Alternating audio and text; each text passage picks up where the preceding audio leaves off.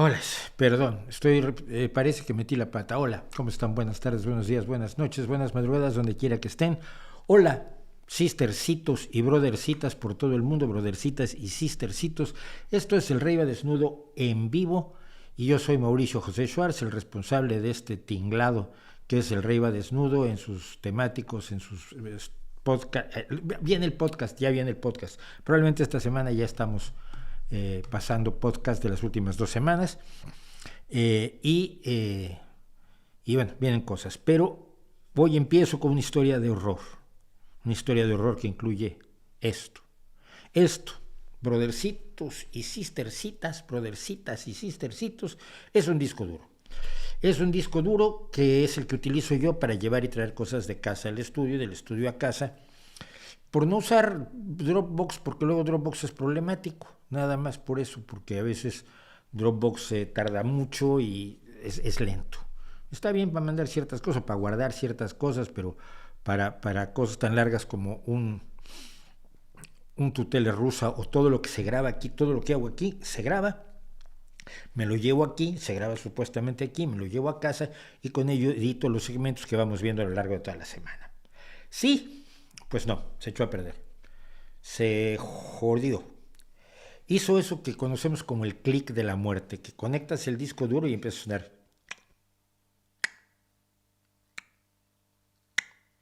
Y si nunca has oído el clic de la muerte, qué suerte tienes, porque todos los que lo hemos oído sabemos que es una de las cosas más aterradoras del mundo. Ríete de los gritos de las películas de horror. Cuando oyes el clic de la muerte en un disco duro y te das cuenta que no hiciste copia de seguridad, porque ya ibas a hacer copia de seguridad, porque te dijeron muchas veces que tenías que hacer copia de seguridad, porque de hecho tienes otro disco duro en el que vas a hacer copia de seguridad el día que tengas tiempo, que nunca tienes, y entonces de pronto resulta que oyes clic, clic, clic, clic, y, y todo el trabajo que tenías que no hiciste respaldo copia de seguridad, pues se fue al demonio. Y en este caso fui corriendo a casa a ver si rescato la tutela rusa y a ver si aparece en Dropbox al rato y la podemos rescatar, y si no, pues mira, esta semana no hay tele rusa y lo siento mucho porque estaba divertida bastante. Eh, tenía teníamos cosas, bueno, pero bueno, no vamos a hablar de aquello que no vamos a hablar, por supuesto. Eh, ¿Qué más? ¿Qué tenemos hoy? Bueno, pues hoy tenemos ganas de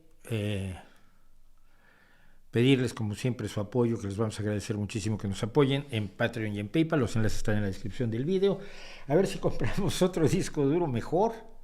Pues es que este era bueno, es Western Digital. Ni modo, así pasan las cosas. Eh, pero hay que comprar otro disco duro o directamente un lápiz USB, pero también son lentos. Cuando tratas de 300 y 500 megas o de 1 giga y 2 y 3 gigas, que es lo que sale de lo que se graba aquí todos los días, pues es un montón. Es un montón. Entonces, bueno, pero apóyennos, necesitamos ayuda, necesitamos toda la ayuda que podamos tener ahora. En Patreon y en PayPal, los enlaces están en la descripción del video. En PayPal es una donación, un donativo por una sola vez. Y en Patreon están las personas que nos hacen favor de ayudarnos todos los meses y a quienes algunos les debemos cosas que no les hemos enviado y soy un desastre. Y lo siento en el alma, discúlpenme, pero de verdad, no me da la vida. Lo siento en el alma porque siento muy feo luego decirle que la gente me apoya y no le estoy respondiendo. Pero yo sé que ustedes son comprensivos y me saben disculpar. Y finalmente los invito a que le echen un ojo al video de esta semana, el video que publicamos el día de ayer sobre utopías, el diseño de un mundo perfecto. Por supuesto tengo gente enojada con ello, porque si no, esto no sería El Rey va Desnudo, ni sería yo. Yo concito muchísimos de odios y me divierte. Te voy a decir por qué. Porque me divierte. Muchos son gente que no me puede tolerar por la forma de decir las cosas, porque desafío su pensamiento.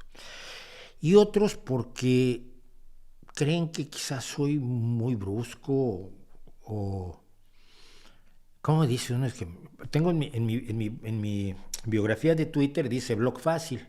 No tengo tiempo para estúpidos, o sea, en serio, o para gente que yo considero estúpida. Tengo todo el derecho del mundo de considerar a alguien estúpido, como la gente me considera a mí, todas las cosas que me consideran, me insultan de una manera entretenidísima, poco original generalmente, es lo peor del asunto, ¿no? Todavía un insulto original hasta lo agradeces, lo anotas para usarlo tú después, ¿no? Pero cuando te dicen las mismas tonterías de siempre, pero me siguen 40 y tantas mil personas, vienen a buscarme la bronca, un poco como si fuera esto de que yo soy el gran pistolero, entonces vienen a desafiarme a ver si demuestran que me pueden vencer en un duelo de ingenios al que acuden desarmados. Entonces vienen y hacen una pregunta insidiosa, como si yo no me diera cuenta de cuál es el trasfondo de la pregunta. Entonces, una vez les respondo, a la segunda le digo no, a la tercera los bloqueo. Entonces, total que tengo un montonal de haters, pero ellos no me importan. Me importa la gente que no parte de prejuicios y a la que le interesa la información que doy y no quién es el que la da.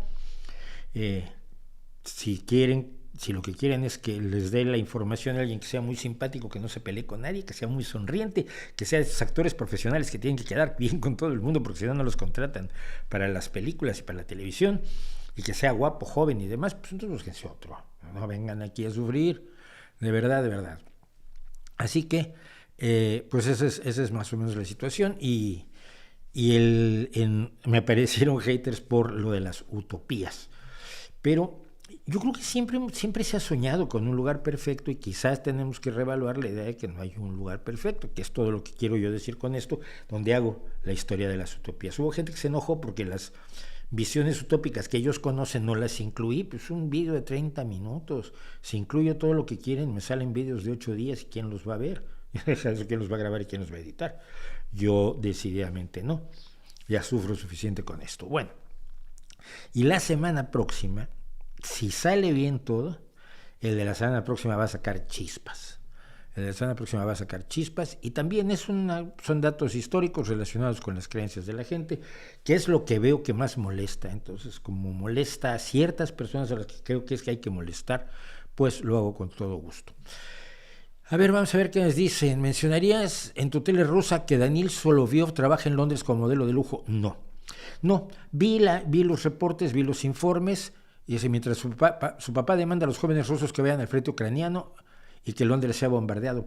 Entiendo la contradicción, pero primero que nada no hay comprobación de que Daniil Soloviov esté trabajando como modelo en Londres. Hay unas fotografías de un peluquero ruso muy famoso, que me puse a investigarlo, entré a internet, cosa que la gente no hace. Cuando lee algo en las redes ya no entra. Fui a ver de dónde salían las fotos de Daniil Soloviov, que no tiene la culpa de que su padre sea un macarra y un guerrerista y un sujeto con intenciones asesinas, y además un sujeto que se ha traicionado a sí mismo en varias ocasiones.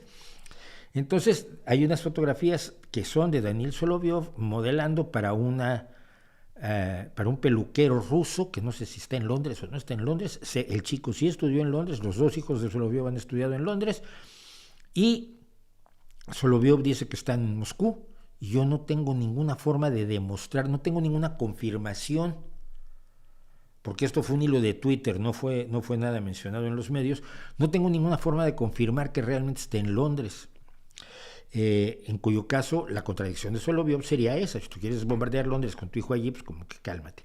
Pero contradicciones tiene toda Soloviov, ¿no? Es un sujeto que ha querido el sueño americano y ahora quiere destruir toda Europa, cuando tiene 2 villas en Italia, ya se las decomisaron, y estuvo en la Jet Set, y el tipo va donde le pagan. Entonces meterse con sus hijos a mí me hacía un poco bajo. Si trato de no me metía yo con los hijos de Trump hasta que empezaron a entrar en política, ¿no? Ahora sí ya son blancos legales, blancos legítimos los hijos de Trump. Así que no, por eso no dije nada de lo de Soloviov, pero sí conocí la historia.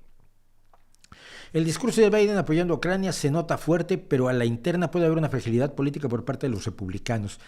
No lo creo, y te voy a decir por qué. Porque en este momento la visión de mucha gente, incluso en Estados Unidos, está centrada en el sector más esquizofrénico del Partido Republicano, ejemplificado por Lauren Boebert, Marjorie Taylor Greene, Steve Gates, ¿cuál era el otro? Lindsey Graham, pero no creo que el Partido Republicano como tal en un momento dado se alinee con Rusia contra Estados Unidos, contra la OTAN. No me parece viable porque su pelea es meramente interna. Es decir, pueden atacar a Biden. El ataque más brutal, más bobo fue el de Marjorie Taylor Greene, que dijo: ¿cómo es posible que el día del presidente, en vez de celebrarlo en Washington, se vaya él a Kiev? Se vaya Biden a Kiev. O sea, son críticas, francamente, de un nivel intelectual pues, minúsculo. Entonces, yo dudo mucho que los republicanos en serio le cortaran la ayuda a Ucrania, sabiendo lo que se viene. Sabiendo lo que se viene, porque no solo se habló esta semana del intento de golpe de Estado en Moldavia, sino de la anexión directa a Bielorrusia, a ver qué opina Lukashenko, que probablemente se caiga de un 17º piso, y del ataque a Rumania. De todo eso se ha hablado esta semana, y parte de eso se hablaba en la tele rusa, que no sé si rescatamos para hoy.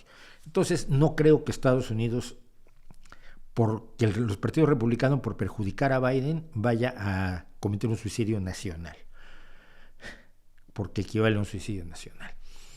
¿Has visto esta entrevista con Álvarez y Xonocostle? He visto alguna entrevista con Álvarez y Xonocostle, con Álvarez Bulla y la doctora Xonocostle, de la que se vengó horriblemente Elena Álvarez Bulla, a quien espero, la doctora Xonocostle, espero algún día tenerla aquí en el canal. He visto varios enfrentamientos, pero lo de Álvarez Bulla simplemente no tiene sentido, no tiene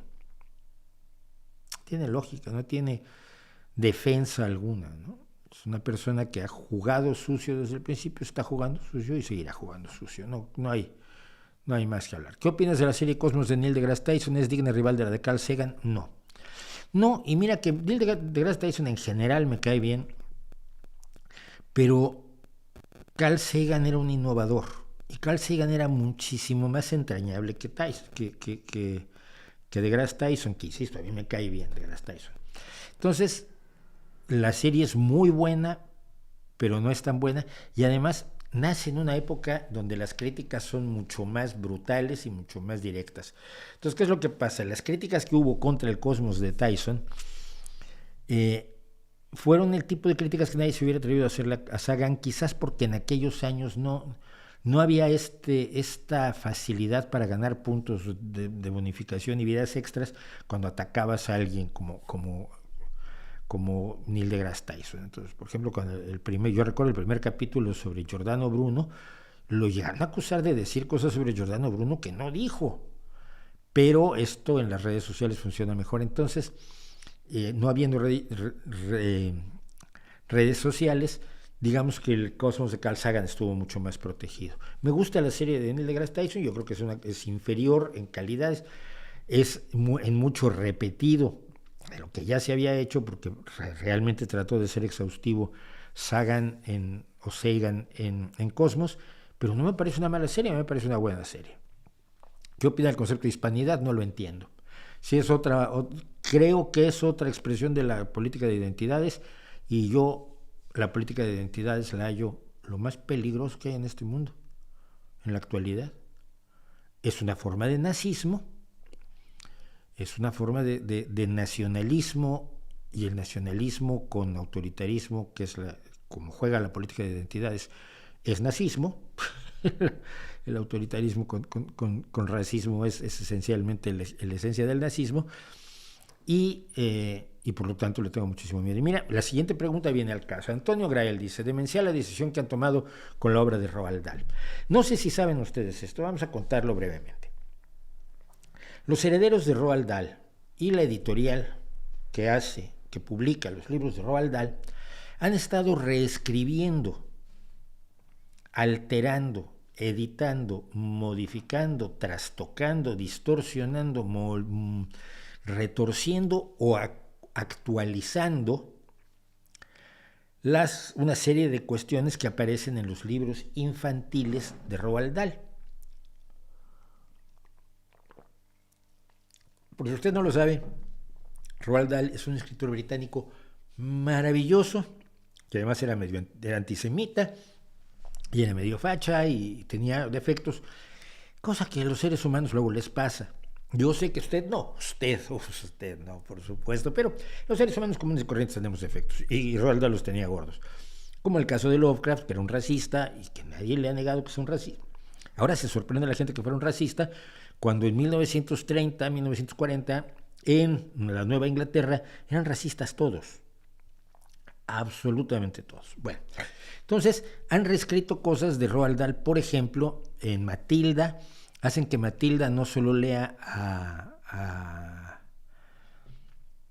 algunos escritores estadounidenses, algunos escritores hombres, sino que le meten a Jane Austen y de paso le sacan a Rudyard Kipling, a quien se ve como un escritor colonialista, sobre todo porque Rudyard Kipling era un escritor colonialista, era un representante de la colonia, el colonialismo estadounidense en su momento, digo el colonialismo estadounidense, el colonialismo británico en la India. Él es una de las voces del colonialismo y de las voces reflexivas también del colonialismo, pero entonces si quitas a Kipling y pones a Jane Austen, que les gusta mucho Jane Austen, y luego un niño que era terriblemente gordo, ponen que era grande, y luego una bruja que era una mujer horrorosa, le cambian que era una persona horrorosa. Lo que están haciendo es wokificarlo, en el sentido peor de woke, y aquí quizás hay que repetirlo, porque lo vamos a ver, probablemente hoy hablemos también de otra cosa del wokismo, en la peor acepción del woke. Woke quiere decir estar despierto, estar alerta a las injusticias sociales y reaccionar a esas injusticias sociales con una idea de ser más justos, de ser una sociedad más justa, una sociedad mejor. Eso creo que no tiene absolutamente nada de malo y yo estaría despierto hace muchos años. Pero no, en lo que ha caído es en esta especie de imposición del pensamiento único por parte de los defensores de la diversidad, cosa que es enormemente sorprendente. Es que yo estoy a favor de la diversidad. Ah, perfecto, mira, yo pienso distinto de ti respecto de este caso. No, eres un miserable, un desgraciado, infeliz, cancélenlo, quítenle el trabajo, mátenlo, hagan que se divorcie de su pareja. En serio, eso es la cultura de la cancelación.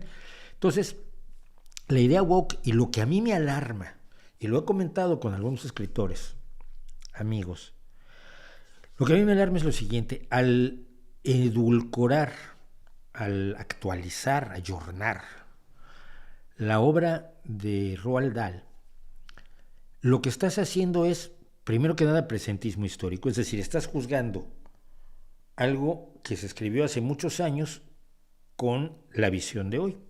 Es justo, sí, no alterarlo, pero es justo analizarlo. Yo no puedo analizar una obra defensora del racismo hoy como la analizaría en los años del racismo, cuando probablemente me habrían enseñado a ser racista desde pequeño. Pero al cambiarla, al actualizarla, primero que nada estás traicionando el original. Después, le estás quitando a los lectores la posibilidad de valorar lo que estaba mal. Es decir, si hay un comentario racista en una obra de Roald Dahl, es una excelente oportunidad para comentar que antes las cosas eran así, que había gente así y que estamos luchando porque el mundo no sea así. ¿No te parece bien? A mí me parece magnífico. Qué bueno que el mundo esté luchando por ser diferente. Pero le quitas a los niños la posibilidad de que analicen el sexismo, el racismo, la injusticia, las desigualdades, el guerrerismo y otra serie de cuestiones que estaban presentes en las sociedades hasta hace 3 días y que en otras muchas sociedades siguen presentes. ¿Qué pasa? Es una visión moralina. La gente de hazte oír y de la ultraderecha nacional católica, nacional cristiana, nacional religiosa en general, lo que plantean es que si a los niños les hablas de homosexualidad, los vas a convertir en homosexuales. Los estudios nos dicen que esto no funciona así. Que a mí me puedes hablar mucho de homosexualidad y si soy heterosexual, pues lo seguiré siendo. Lo mismo pasa con los homosexuales, les puedes hablar mucho de heterosexualidad y ponerlos en una terapia de conversión maravillosa y seguirán siendo homosexuales porque así es uno. Son cuestiones que pertenecen a lo más profundo del ser humano. Pero tiene un miedo enorme la ultraderecha religiosa de que si los niños están expuestos al hecho de que hay gente con diversidad sexual o a que las mujeres tienen derechos, pues sientan que ellos tienen que ser diversos sexualmente y tienen que volverse trans, bi, gay, fluidos y no binarios. Yo no lo creo. Yo creo que si se hablan las cosas racionalmente, como yo les he hablado siempre con mis hijos, creo que si hablan las cosas racional y razonablemente no hay ningún problema. Pero la derecha quiere esto y los woke quieren exactamente lo mismo. Tienen miedo que si los niños se exponen a una visión racista, sexista, de ¿cómo se llama? De capacitista, edadista incluso, que a los viejos nos pegan hasta con el arenero del gato cuando pueden. Si los niños se ven expuestos a eso, se van a volver miembros del Ku Klux Klan. O sea, que son tontos y se nos vuelve a pensar que tenemos una tabla rasa donde lo que le entre al niño lo escribes allí para siempre, porque el niño viene en blanco y no tiene ni opiniones, ni sensibilidades, ni agencia, ni capacidad de comprender que el mundo era distinto en el pasado. Entonces es la misma actitud moralina de la ultraderecha nacional religiosa la que está asumiendo el wokismo que pretende reescribir. Y ya han tocado Tom Sawyer. ¿Por qué? Porque uno de los malos en Tom Sawyer era Injun Joe, el indio Joe. ¿Y cómo podía un indio ser malo? ¿Cómo? Te cuento, eran malísimos muchos de ellos. Así como hay blancos malísimos y hay indios malísimos. Y hay negros malísimos, y hay chinos malísimos, hay orientales malísimos, y hay orientales que en su mayoría son buenas personas, igual que la mayoría de las personas de África, igual que la mayoría de las personas de América Latina, igual que la mayoría de las personas de los indios norteamericanos. La mayoría de la gente es buena gente. Pero si había uno que era un villano, era un villano. En este momento hay problemas con el wokismo en ese sentido, y lo que han hecho con Roald Dahl, creo que no es solo una traición a Roald Dahl, es una traición a los niños que van a leer las obras de Roald Dahl. Porque nuevamente los tratas como estúpidos y no como a niños. Con tus videos críticos a la religión has logrado convencer a alguien o la gente solo se aferra a lo que ya cree. Por lo que me han dicho a lo largo de los años, he hecho pensar a mucha gente, algunos los he convencido, pues yo no los he hecho pensar, y si no, pero tampoco creas que yo lo hago para convencer a nadie, yo no soy un predicador. A mí me interesan mucho más, y para eso escribí el libro, No por Dios, que viene en segunda edición. Ahí está el libro. ¿Esto está el libro? ¿Ahora dónde quedó? No sé dónde lo escondí. Está por ahí. Madre mía. Pues he perdido mi libro No por Dios. Bueno, pero en mi libro No por Dios no lo hice para convencer a la gente de pasarse al ateísmo. Es una idea de predica y de evangelización que no va conmigo. Por favor, basta verme. Me interesa mucho la gente que duda y se siente sin apoyo, sobre todo los jóvenes. Jóvenes que cuestionan su religión y no saben por dónde ir, o no saben si lo que están haciendo es malísimo, o si al convertirte en ateo te vuelves gente que mata gatitos, o realmente puedes ser una buena persona y ser ateo. Y realmente hay buenas personas que han sido ateos y realmente otras personas piensan como ellos. Eso es lo que me lleva sobre todo a cuestionar a las religiones, para que la gente que duda y la gente que se encuentra atrapada entre su razón y la creencia que la rodea socialmente, sienta un apoyo. Sienta que existe un apoyo, que existe gente como yo, que existe gente como todos los ateos que te puedo nombrar, empezando por Hitchens, o Dawkins, que existe gente pensante, que existe gente buena, que existe gente noble, que existe gente maravillosa, que no cree en Dios y que no es necesario creer en Dios para ser buena gente y maravilloso. Eso es lo que me ha movido a mí durante muchísimos años de trabajo, 10 años, ya casi 11 años con este canal, y a lo largo de toda mi vida cuando he escrito sobre religión y cuando he hablado sobre religión. Entonces ahí no te equivoques. A la gente que ya cree, la gente que está absolutamente comprometida es inamovible.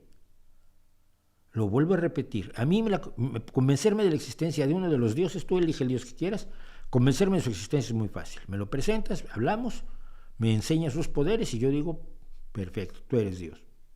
Qué mal, qué tragedia humana, qué tragedia para el universo, pero existes, punto. A mí es elemental convencerme. A un creyente es imposible convencerlo. Porque a las creencias a las que no llegas mediante la razón, no vas a salir de ellas mediante la razón. Sí, entonces nunca me lo he propuesto, no es la idea. Yo no creo que la idea de los libros de ateísmo, de los programas de televisión, de los canales, etcétera, sea meterse a una iglesia y empezarle a decir a la gente que está muy mal. Meterse en una iglesia y decir, si alguno de ustedes tiene dudas, le puedo contar algo. Y si tiene dudas, venga. Porque es finalmente el origen del pensamiento crítico y racional, es la duda sobre aquello que te dicen que tienes que creer sin pruebas. Eso es lo que hago yo y eso es lo que he pretendido hacer toda mi vida. Gracias a Michelle Sartre Sastre por decirme que le gusta mucho el canal. Bueno, dice cosas más bonitas, pero ya que GPT Chat se basa en solo datos, ¿crees que es una fuente fidedigna de información? No, ya lo comenté, yo he estado usando Chat GPT como motor de búsqueda, como punto de partida. Porque los datos que te da ChatGPT, pues como se ha alimentado de muchos datos, los tiene digamos que en versión condensada, algunos de ellos contradictorios o equivocados, pero es un punto de partida. Si tú le dices, vuelvo al ejemplo porque lo usé para eso, ¿cuándo Celsius estableció su escala de medición de la temperatura? Tal año y en tales condiciones. Vale, entonces anoto ese año, luego el año en que trabajó Fahrenheit, el año en que trabajó Kelvin, y entonces hago ya mi línea temporal y ya puedo hablar de los 3 inventores de las 3 grandes escalas de medición de la temperatura. Es fiable hasta cierto punto, depende de cómo lo hayan entrenado, y ese es el punto, no lo sabemos. Sabemos de dónde salen los datos de Wikipedia. Wikipedia siempre te exige que tengas fuentes. ChatGPT no te da sus fuentes. Y al no darte sus fuentes hay que tomar sus datos con muchísimo cuidado, creo yo.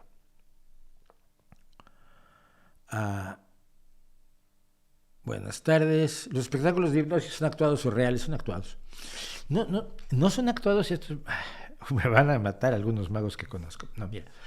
Los espectáculos de hipnosis son actuados en el sentido de que la gente no está hipnotizada. No que estén de acuerdo con el hipnotizador. Pero es que un acto de hipnosis es un juego enormemente rico en cuanto a experiencias humanas. Te voy a explicar por qué. Yo te invito a que subas al escenario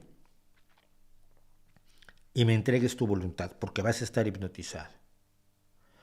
Entonces, tú puedes hacer tonterías que nunca harías porque no eres responsable.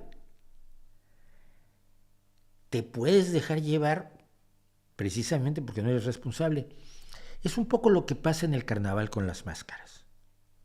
Cuando alguien lleva una máscara en carnaval, puede decir cosas horribles o extraordinarias o desusadas o que no se atrevería a decir si no tuviera la máscara puesta, y hacer acciones que no se atrevería a hacer sin la máscara puesta.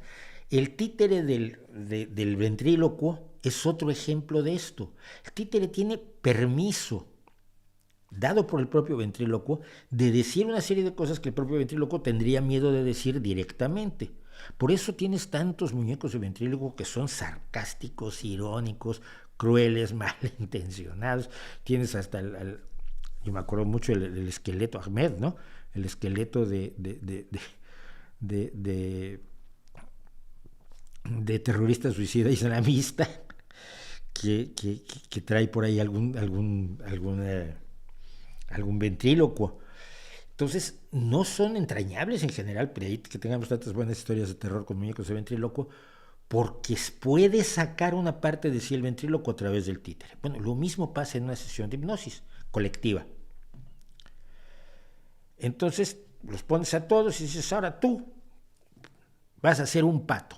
Levántate y camina como pato. La persona dice, vale, yo me va a divertir caminando como pato. Total, no es responsabilidad mía, es responsabilidad del que está hipnotizando. Y el hipnotizador sabe perfectamente hasta dónde llegar con cada persona. Si a esa misma persona le dice, ahora levántate, ven, dame un beso, probablemente esa persona despierte de la hipnosis rápidamente. Es decir, les pide cosas que sabe que están dentro de lo que puede hacer una persona. Es exactamente lo mismo que hace un magnífico payaso cuando saca a alguien al escenario y logra hacer incluso ponerlo en situaciones vergonzosas durante un rato determinado, o ponerlo en situaciones extrañas o cómicas. El payaso tiene que saber muy bien cuáles son los límites de la psicología de la gente, y el hipnotizador también. Alguna vez, y esto me lo contó uno, que una persona estaba reacia tratando de demostrar que el hipnotizador era un fraude, y el hipnotizador se le acercó y le dijo, por favor, que esto es el pan de mis hijos, ¿qué te cuesta caminar como pato? Y la otra persona dijo, bueno, mira, sí. Entonces caminó como pato, o graznó, o hizo cocorocó como una gallina, o cualquier cosa de las que siempre te hacen hacer los hipnotizadores. Ese es el acto. Mira, yo tenía un primo que creía que hipnotizaba. Creía que había aprendido hipnosis y se la quería demostrar a sus 2 tías más queridas. Y el sujeto experimental era tu servidor de 13 años. Entonces me implantó y según él yo fingí que estaba hipnotizado. No estaba yo de acuerdo con Mario. Era mi primo Mario Levet. No estaba yo de acuerdo con él, simplemente él fingió, vi que no me hipnotizaba y se estaba empezando a desesperar, me fingí hipnotizado. Entonces me puso una sugestión poshipnótica de que quería yo un vaso de agua dentro de 15 minutos. A los 15 minutos dije yo que quería agua y mi primo quedó muy bien y yo me sentí muy bien de que mi primo quedara muy bien. Jamás le dije a él que yo estaba fingiendo también. Es algo que los seres humanos hacemos naturalmente y así juega mucho de lo que es la magia, de lo que es las cosas de escenario cuando subes gente al escenario. Tienes que saber muy bien lo que haces o cuando llevas gente al circo. Y eso es lo que pasa en las sesiones de hipnosis colectiva. Por supuesto, es un truco de magia y es un truco de magia psicológica hecha con el concurso de la gente que sube, porque desde el momento en que sube ya está dispuesta a jugar el juego. Y es un juego que tiene reglas muy determinadas y muy claras. Bueno, dice Luis Arenas, te veo criticar las ideas o discursos maniqueos, pero con las personas sí lo eres. ¿De verdad crees que hay personas malas o siniestras? Sí, claro que hay personas malas o siniestras. Lo que pasa es que pueden ser buenas en otras cosas. Hitler quería mucho a su perrita Blondie, por ejemplo. Hasta que la mató con cianuro para ver si funcionaban las pastillas que le había dado las SS para matarse, que fue lo que usó para matarse, pero supuestamente quería mucho a su perrita Blondie. Hicieron una legislación animalista que ríete de la que está tratando de enchufar Podemos ahora, en España. Hay gente malvada. Que no se crea malvada puede ser. Otros creen que son malvados. Te voy a poner 2 casos. Y ambos relacionados con una cosa que he estudiado yo mucho, que es el Holocausto y el proceso de asesinato de millones de personas de manera industrializada durante la Segunda Guerra Mundial, concretamente del 41 al 45. Hay personas que justificaron su acción diciendo, un médico, por ejemplo, un médico de Bergen-Belsen, mi juramento hipocrático me dice que tengo yo que acortar el cáncer de los órganos y los judíos son el cáncer de la humanidad. Entonces tenía yo que destruir a los judíos. Él creía que estaba haciendo bien, a su manera. Cuando, no me acuerdo cuándo fue,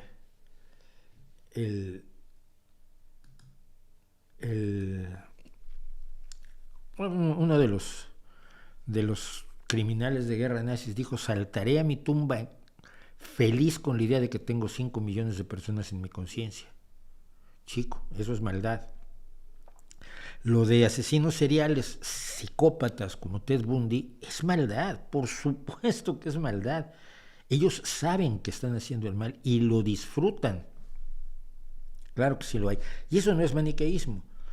Es simplemente observar que en la variabilidad humana, en la campana de Gauss de los más buenos del mundo a los más malos del mundo, pues sí hay alguien en este lado donde están asesinos en serie que tú los ves en entrevistas. Lo siento, es una de las cosas que yo hago, es tratar de entender el mundo, de entender a los asesinos en serie, y es un tema que me interesa. Cuando tú ves entrevistas con gente absolutamente desprovista de sentimientos, que disfruta de su maldad y que te lo dice, es escalofriante, es Hannibal Lecter. Y sí existe gente como Hannibal Lecter. Así que no creo que eso sea maniqueísmo. Dices tú, si existe el mal o es la falta de conciencia. No, existe el mal, existe el disfrute del sufrimiento de otros. Eso a mí me parece la esencia misma del mal. El provocar daños y disfrutar el hecho mismo del daño sin que te implique un beneficio adicional. No es empujar a alguien para robarlo. No es que disfrutes empujando a la gente, es que lo que quieres es robarle. Pero hay gente que disfruta empujando a otros y riéndose si se rompe una pierna. Eso yo lo califico como maldad. No hablemos del concepto abstracto de el mal. Eso es maldad. Hay gente que es malévola. Y hay gente que si ve que alguien se cae, se va a inclinar y lo va a tratar de levantar. Y eso a mí me parece bondad. El hacer un esfuerzo beneficioso para otra persona sin derivar de ello ningún beneficio personal. Ejemplo que acabo de ver yo en un video hace un par de días, es un señor que viene con su paraguas y ve que viene una señora cargando a su hijo sin paraguas, el tipo la para, le da su paraguas y se va. El señor se va a mojar, pero cree que es más importante darle el paraguas a la señora que viene cargando a su hijito y vienen empapándose. Eso es el bien. No los grandes heroísmos, eso es el bien.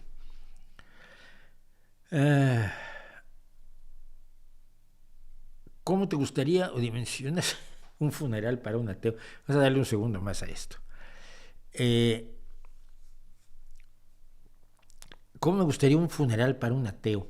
Mira, acaba de fallecer un paisano aquí en Asturias que ordenó lo siguiente en su esquela. Y lo ordenó y se ha hablado con la familia.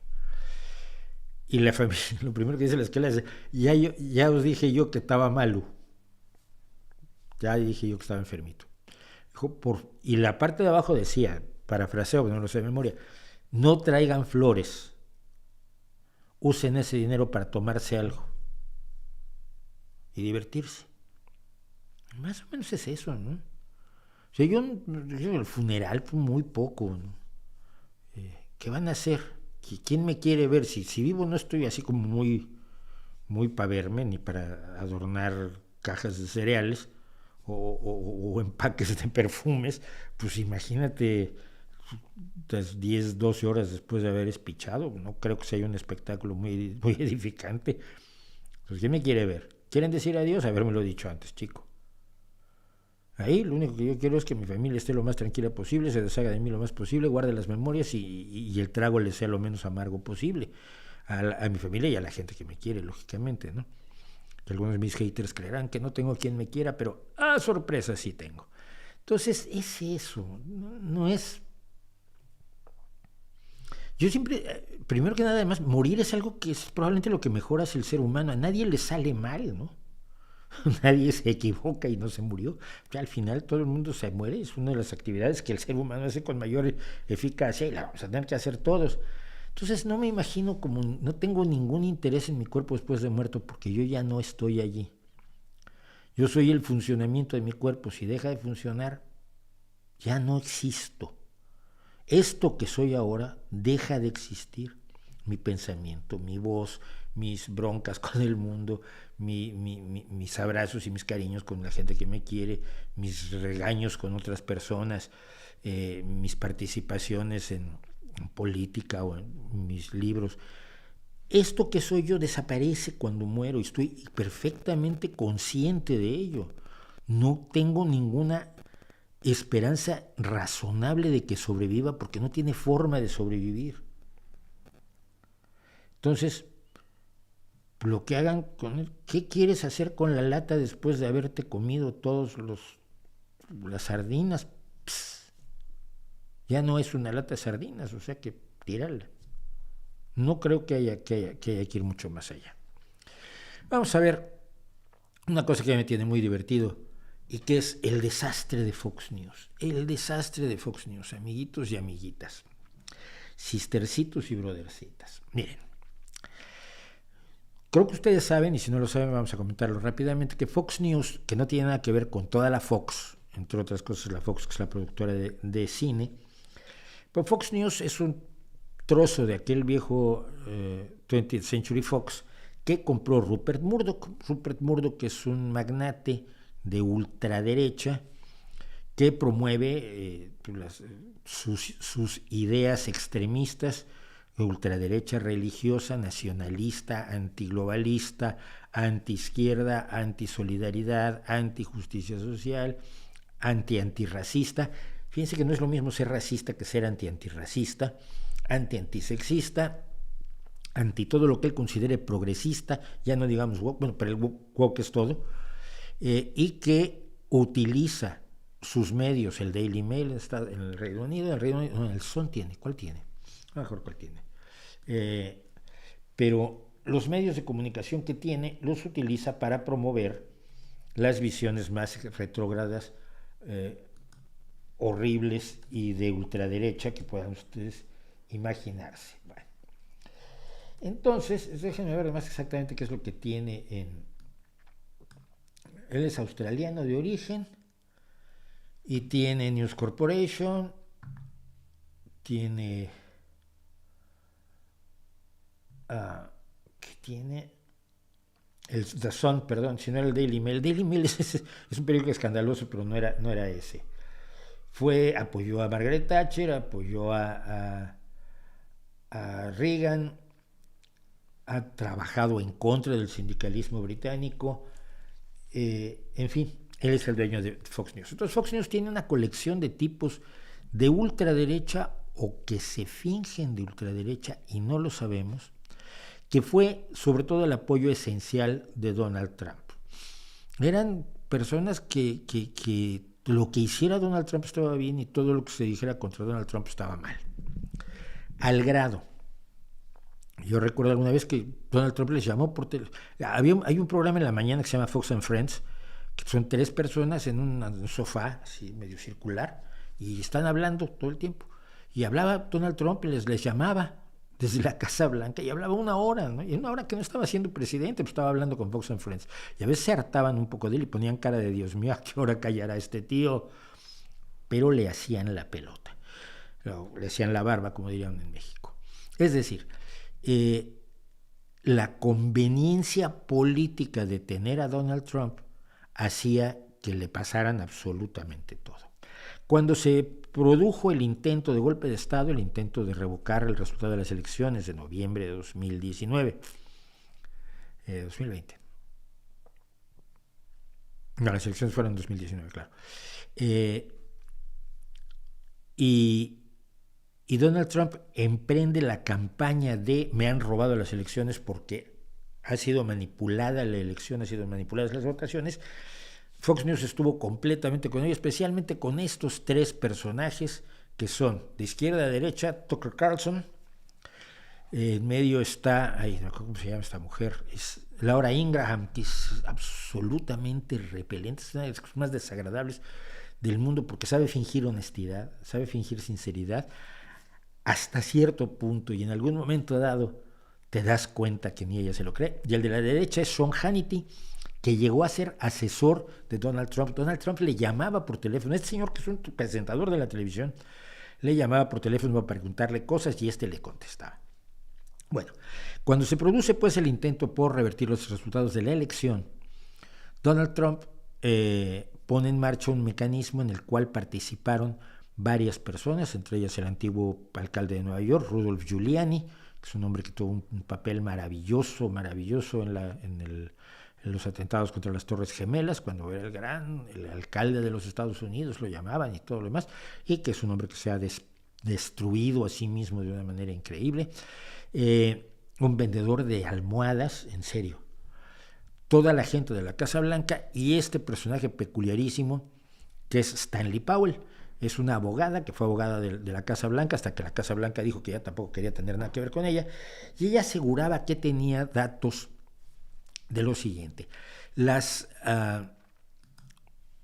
elecciones en las elecciones de Estados Unidos se utilizó muy intensamente, muy ampliamente las máquinas de votación Dominion. Dominion es una empresa que hace máquinas y software para elecciones. En Estados Unidos las elecciones están automatizadas hace muchísimo tiempo. La boleta en papel, la boleta electoral, la papeleta electoral que diríamos en España, no es costumbre ya. Se utiliza muchísimo la votación electrónica, sobre todo cuando vas a lugares, a los colegios electorales, a las casillas electorales a votar.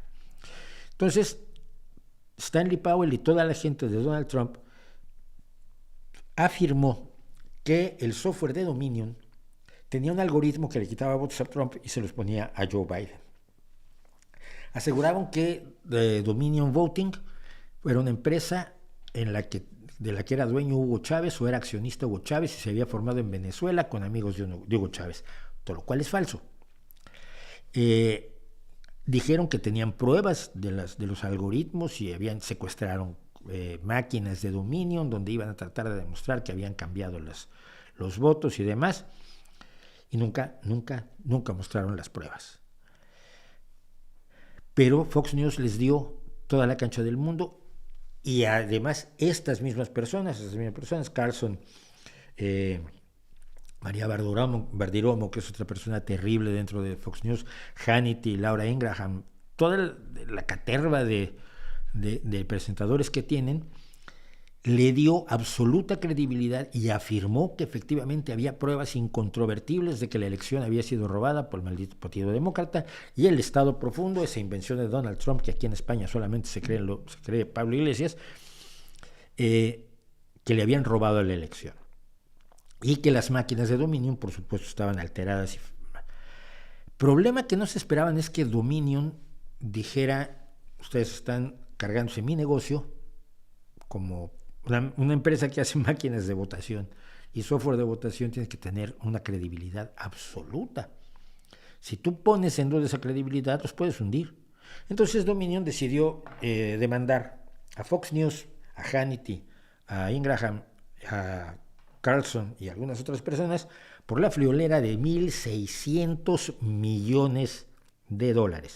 Repito, $1.600 millones. Y entonces, en lo que ha empezado el juicio ahora, fíjense lo que lleva armándose este juicio, y una cosa que se ha demostrado de una manera increíble es que, por un lado, Fox News defendía su ideología. La ideología de Rupert Murdoch, el trumpismo, el magaísmo, el Make America Great Again, etc. Pero no se creían para nada que Trump hubiera ganado las elecciones. Y sin embargo lo mantuvieron no solo por ideología, sino porque no querían que su gente se les echara encima, porque cuando ellos dieron, si mal no recuerdo, las votaciones de Ohio, Fox News dijo que el estado lo había ganado Joe Biden, la gente se enfureció, el público de Fox News se enfureció. Y si el público se enfurece y se te va, pues se te van los anunciantes. Y entonces se dedicaron a promover una mentira que ideológicamente les convenía, pero en la que no creían. Y los mensajes de texto y los que se han estado descubriendo son de los siguientes. Hannity, el que estaba hasta la derecha, dice que Trump está actuando como un loco. Tardó 4 años o 5 o 10 o 20 en darse cuenta. Pero al mismo tiempo, cuando salía en cámara, Hannity seguía promoviendo la gran mentira durante su show y llevando como invitados, por supuesto, un montón de personas que decían que las elecciones habían sido robadas, y a nadie que dijera: oye, mira, no, todo parece indicar que fueron legales. Incluso el dueño de Fox, Rupert Murdoch, dijo que los alegatos de Trump respecto a que le habían robado las elecciones eran una cosa realmente demencial, enloquecida, en un memo a un ejecutivo de Fox News, y criticó el intento de Trump de hacer muchas demandas, porque hizo muchas demandas en muchos juzgados tratando de que se revocaran los resultados de las elecciones en distintos condados y en distintos estados, y todas las demandas de Donald Trump fueron echadas para fuera por los jueces. Era muy difícil afirmar de modo creíble que había habido una trampa en todos lados, dijo Murdoch, agregando en otra nota que la obsesión de Trump con tratar de demostrar un fraude era un asunto terrible que estaba dañando a todos. Mientras tanto, Tucker Carlson, este señor que digo yo que es como un escroto con patas, uno de los más prominentes y controvertidas estrellas de la red, no soportaba a Sidney Powell, a la que dijo que era una mentirosa, que era un misil no guiado y que era peligrosa como el infierno.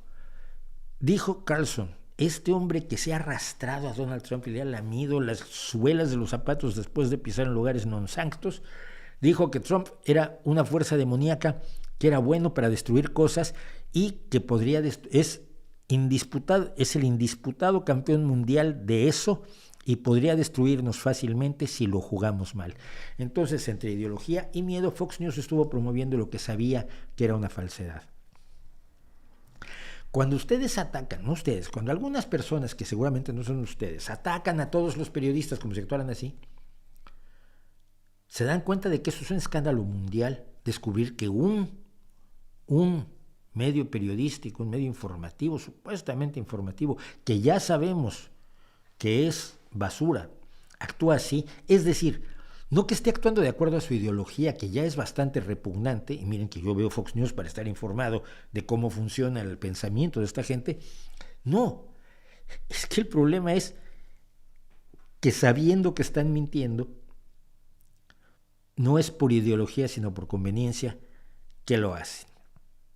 Finalmente, eso sí, dicen que ellos, dice Hannity sobre Sidney Powell, yo jamás creí que fuera verdad lo que estaba diciendo esta mujer. Pues mira tú dónde andas.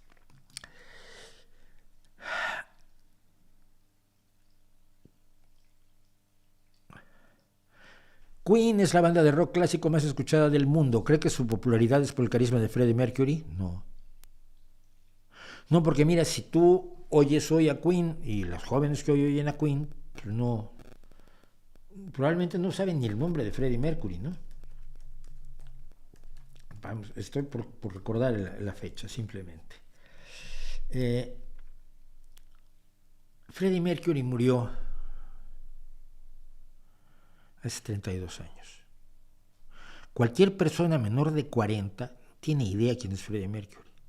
Si oye a Queen, es por las canciones, porque todos eran compositores de un nivel altísimo. May, Deacon, Taylor y Freddie. Porque todos eran de lo mejor del rock en ese momento en sus respectivos instrumentos. Algunos de los riffs de bajo más legendarios son de Deacon. La entrada de Under Pressure, por ejemplo, sin contar con que Deacon escribió muchas de las canciones que hicieron famoso a Queen. Brian May era uno de los mejores guitarristas del mundo, con un sonido absolutamente único, con un tono que no tenía ningún otro guitarrista, en parte porque su guitarra la construyeron él y su papá. No es una guitarra comercial, la Special Red. Y luego tienes a Taylor, que es un baterista, aparte de ser un gran cantante, extraordinario para hacerle voces a Freddie Mercury, es un baterista absolutamente arrollador, increíble, creativo, original, con una enorme técnica y un enorme virtuosismo, al mismo tiempo que una enorme creatividad. Entonces tienes a tres monstruos de los instrumentos, más Freddie Mercury, que cuando tocaba el piano, fue un gran pianista. Y aparte tienes una de las mejores voces del rock. No es por Mercury que la gente vaya a oír a Queen. Es pensar que la gente está al tanto de lo que algunas personas creyeron en vida de Freddie, ¿no? Tenía un enorme carisma cuando lo veías en vivo. Pero te voy a decir una cosa. Era la época del disco. Ya nadie se acuerda de esto. ¿Quién se acuerda de la disco? Es el futuro del reggaetón, como la lambada o el twist. ¿Se acuerdan los grandes éxitos de la lambada? Yo tampoco. Era la época de la música disco. Era asfixiante. Oías a Boston, oías a Kansas, pero Led Zeppelin ya no estaba. Y de pronto, en el automóvil de un primo mío, en radio AM, oigo Somebody to Love. Y sientes que hay esperanza en el mundo. Yo me acuerdo de oír esa canción por primera vez y decir, ¿qué? ¿De qué están hablando? ¿Quiénes son esos tipos? ¿De dónde salieron? Porque no era la voz de Freddie Mercury, era toda la canción. Era la batería de Taylor cuando van a hacer la repetición de Somebody to Love. Era el bajo de Deacon, era ese solo de guitarra intermedio, que era absoluto. Yo nunca había oído una guitarra eléctrica sonando así, con ese tono. Bueno, la gente que descubre a Queen tiene que descubrirla como lo descubrí yo en aquel momento. No tenía ni idea quiénes eran. La primera vez que les vi la cara fue meses o quizás años después cuando compré su primer disco, que fue Sheer Heart Attack, el primero que compré. No fue es una noche en las carreras, un día en la ópera, una noche en las carreras, una de las dos es la que trae Somebody to Love. La primera que compré, el primer disco que yo compré fue Sheer Heart Attack. Entonces, no puedes atribuir a una sola parte lo que evidentemente es un trabajo de conjunto de los mejor logrados en la historia del rock. Y digo de los mejor logrados al nivel de Rush, al nivel de Beatles, al nivel de Led Zeppelin, que serían, digamos, los grandes monstruos que además tuvieron duración. Otro caso similar sería Cream o ¿cómo se llama? O King Crimson, pero como grupos duraron bien poco, ¿no? Pero estos cuatro monstruos son de ese nivel, por el nivel instrumentístico, por el nivel compositivo y por las voces también. Vendrá vídeo de Sadhguru algún día. Mientras tanto, vamos a hablar de una cosita que hallé también enormemente divertida. El rechazo a la verdad. Uy, ¿qué es la verdad? Pues la verdad son los hechos contados como son. ¿Y qué es lo que pasó? Les cuento. Un personaje al que yo no conozco, pero alguien lo retuiteó, dijo esto. Alguien habló puso un cartón de un sacrificio humano azteca, donde estaba un gran sacerdote levantando un corazón, y ve que vienen los españoles y dicen, ahí viene la ultraderecha que no respeta nuestras tradiciones. Es un cartón con toda la mala baba del mundo, y lo entiendo que es un cartón con toda la mala baba del mundo, pero entonces, en defensa de los indígenas que sacaban corazones, porque es lo que hacía la cultura mexica, Manuel Jiménez pone esto que dice: sin embargo, los invasores tenían estos aparatos tan cookies para sus rituales. Con ellos también ofrecían a su deidad el sacrificio de unos cuantos infieles para que se redimieran a través del sufrimiento. Bueno, y pone una tabla aquí con unas cadenas, que está bien, un aplastamanos que es aterrador, se lo usó la Inquisición, abajo un cepo, una caja de cabeza, y una dama de hierro. De estas damas de hierro por las que se puso su nombre un grupo de rock que ustedes conocen muy bien, que es Iron Maiden. Y yo, muy amablemente, pensando que ayudaba, decía: no es necesario exagerar para condenar la invasión de América por Europa y las atrocidades que se cometieron, sobre todo al principio con los indígenas. Bla, bla. No es necesario exagerar para condenar la invasión. Los indígenas no eran sujetos de la acción inquisitorial. Punto. Eso es un hecho. Que estaba dedicada a herejes españoles, y de lo que pones, de las herramientas de tortura que pone, la dama de hierro es un invento del siglo XIX. La dama de hierro es efectivamente un invento de una falso exposición de instrumentos de tortura que se inventó alguien por allá en 1890 o 1800, por allí. La cosa es que nadie nunca usó una dama de hierro, que además no sería un instrumento de tortura, es un instrumento de ejecución. Como hay una dama de hierro de verdad y te enchufen con los pinchos, pues no sales de allí para seguir sufriendo, no sales de allí.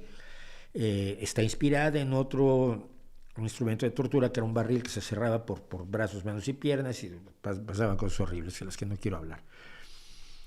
Pero esto, ay hermanitos, me atreví a decir esto.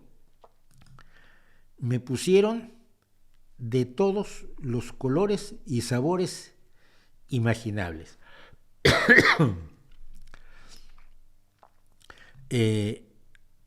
Voy a leer algunas de las cosas que me contestaron. Carlos Mota: como izquierdista y cristiano te digo. En verdad os digo, amiguitos. Que en primera, qué poca humanidad tienes. Sería medio alien. En segunda, para los cristianos la voluntad de Dios es uno de los 3 ingredientes de nuestra realidad, y los otros son nuestras propias decisiones. Ay, no, perdón, estoy hablando de otra cosa. No, estoy hablando de otra cosa.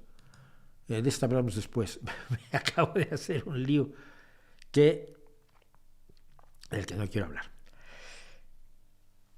No, me acusaron de antimexicano. Me acusaron de defender a la Inquisición. Cuando tengo un video que muchos de ustedes habrán visto sobre la Inquisición, contando la historia real de la Inquisición, porque no es lo que se dice y es muchas cosas que basta que se digan para que uno se horrorice debidamente. Entonces, mucha gente partió de la base de que si yo no aceptaba esta falsedad sobre la Inquisición, o sea, la falsedad de que utilizaba instrumentos de tortura como la Dama de Hierro, y la falsedad de que había ido contra los infieles que eran los indígenas. Por decisión del Papa, y desde que en 1569 por ahí Felipe II ordena que se establezca la Inquisición en la Nueva España, en las nuevas tierras conquistadas por España, los indígenas quedan fuera del espacio de la Inquisición. No podían ser atacados por la Inquisición, no podían ser procesados, no podían ser acusados de herejía. La Inquisición en América Latina se dedicó fundamentalmente a perseguir herejes y a perseguir a judaizantes, es decir, a judíos que habían fingido convertirse para evitar la expulsión de 1492, o musulmanes que habían fingido convertirse, pero que seguían manteniendo sus creencias religiosas originales. Y entonces una de las cosas que hacía la Inquisición era perseguirlos y cuidar a las familias que habían sido de judíos, que ahora eran judíos conversos, a ver si eran realmente conversos, si mantenían la verdadera fe o si habían fingido, en cuyo caso pues había que quemarlos vivos. La herejía, los judaizantes y los sacerdotes que se casaban y luego le querían dejar de herencia a la parroquia a sus hijos, eran la preocupación fundamental y fueron la preocupación fundamental de la Inquisición, que hizo cosas horrendas. Uno de los fundadores de Monterrey, que fue de Carvajal, no me acuerdo si era Ignacio Gustavo de Carvajal, un judío converso que fue a América, fue perseguido él y fue perseguida toda su familia durante 3 generaciones. La historia es horrible, la Inquisición novohispana se cebó sobre ellos de manera horrenda. No estoy defendiendo a la Inquisición, simplemente estoy diciendo que no es necesario exagerar los defectos del adversario para criticar al adversario. Cuando tienes una narrativa horrenda y le añades cosas más feas para que suene mejor y para que sean más convincente y para que muestres más garra, el problema es que le facilitas el trabajo a quienes van en contra tuya, en quienes quieren negar esa falsedad. Y cuando haces eso, le estás haciendo el trabajo al enemigo de una manera increíble. Hay un caso que yo he presentado en el vídeo sobre negar las peores atrocidades, que es el caso de que los nazis hacían jabón con grasa humana y los nazis hacían pantallas de lámpara con piel humana. Nada de esto es cierto. Pero no solo no es cierto, nunca se acusó a nadie en los muchos juicios que se hicieron, no solo los de Nuremberg, hubo muchísimos juicios por toda Europa de criminales de guerra nazis y en ningún lugar se acusó nunca a nadie de tener pantallas de lámpara de piel humana ni de hacer jabón con grasa humana, que de hecho había ya sido una afirmación utilizada contra Alemania en la Primera Guerra Mundial por la inteligencia francesa en el terreno de los trucos sucios de la propaganda de guerra. Pero cuando tú sales con eso, les haces muy fáciles a los neonazis defenderte, pues eso no es cierto, y por eso tampoco es cierto lo del Holocausto. Le das armas al enemigo cuando exageras,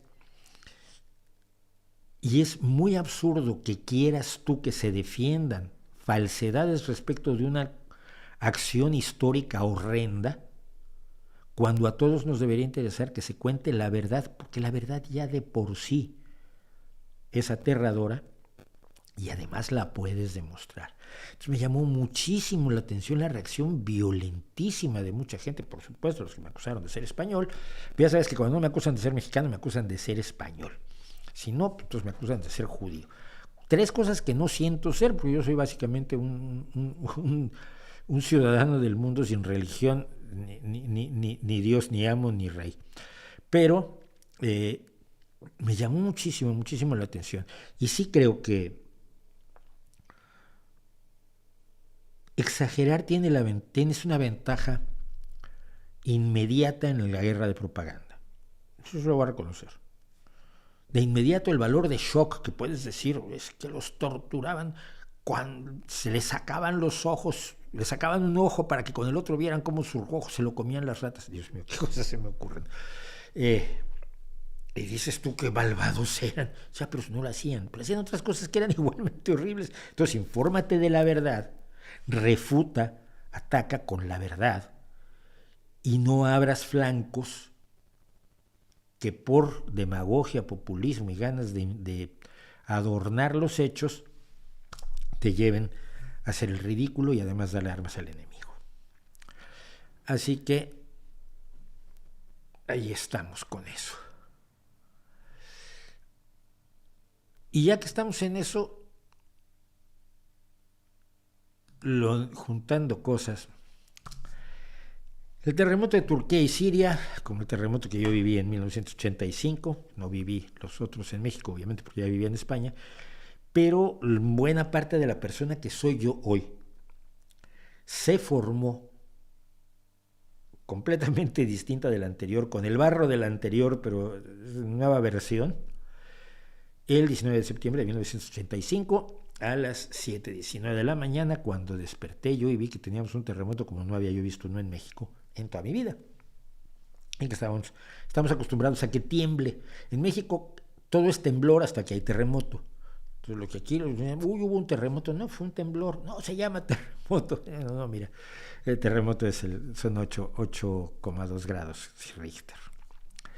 Entonces, habiéndolo vivido, se me ocurrió comentar esto, con cierta inocencia por esto. Miren, a mí me tocó sacar gente, desafortunadamente el primer grupo de personas que sacamos, cuando llegamos estaban vivos y cuando llegamos ellos ya habían muerto. ¿Qué les decías? No griten, no gasten oxígeno, ahora vamos, estamos aprendiendo a hacer un túnel, no sabemos hacer túneles en edificios derrumbados, pero estamos intentándolo. Fue el primer lugar, fue en la calle del Oro en México, en la calle del Oro casi esquina con Insurgentes. Cuando llegamos ellos pues habían fallecido, eran 3 miembros de una familia, una cosa bastante aterradora, bastante desalentador, sobre todo porque pensabas que los podías salvar, ¿no? Y a lo largo del terremoto del 85 vimos cosas espectaculares, niños que 10, 12 días después del terremoto salían del Hospital General, el Hospital de la Mujer. Porque lo que se había caído eran los edificios, sobre todo pagados con dinero del gobierno, que habían sido construidos de manera deficiente, con hormigón o concreto de baja calidad, con exceso de arena, con varilla que no era del tamaño que debería ser, no respetando los códigos de construcción para una zona sísmica como es la Ciudad de México. Yo vi todo eso y siempre oí lo mismo que oí ahora en Turquía. Entonces de pronto salieron, encontraron a 3 personas, un milagro, Dios los quiso salvar. No, perdón, pero ahí hay 15 personas jugándose la vida, metiéndose por los escombros, trabajando 20 y 40 horas de un hilo, como yo he visto rescatadores trabajar, para sacar a alguien vivo.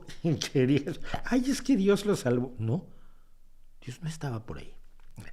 Entonces dije lo siguiente: así que le atribuyen a Dios el milagro de sacar gente viva de los escombros en Turquía, pero no le atribuyen el haber metido a esa gente debajo de los escombros.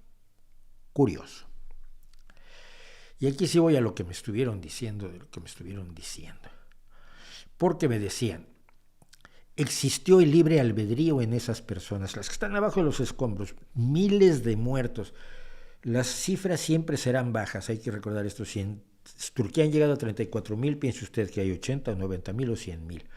Nosotros, como Socorro Alpino de México, donde yo estaba, estuve hasta el terremoto, calculamos 80, 100,000 muertos en la Ciudad de México, donde la cifra oficial fueron 12,000 y tantos, no llegaba a 13,000.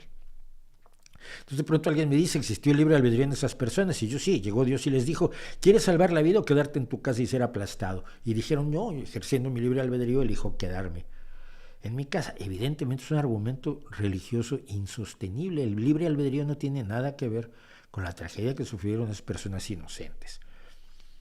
Entonces uno me dice, hablando con objetividad, no sé cuántas falacias lógicas estás aplicando en tu premisa. No hay premisa porque no es un argumento, no estoy presentando un argumento donde hay dos premisas de las cuales se deriva una conclusión, que es allí donde puede haber falacias lógicas, tanto formales como argumentales.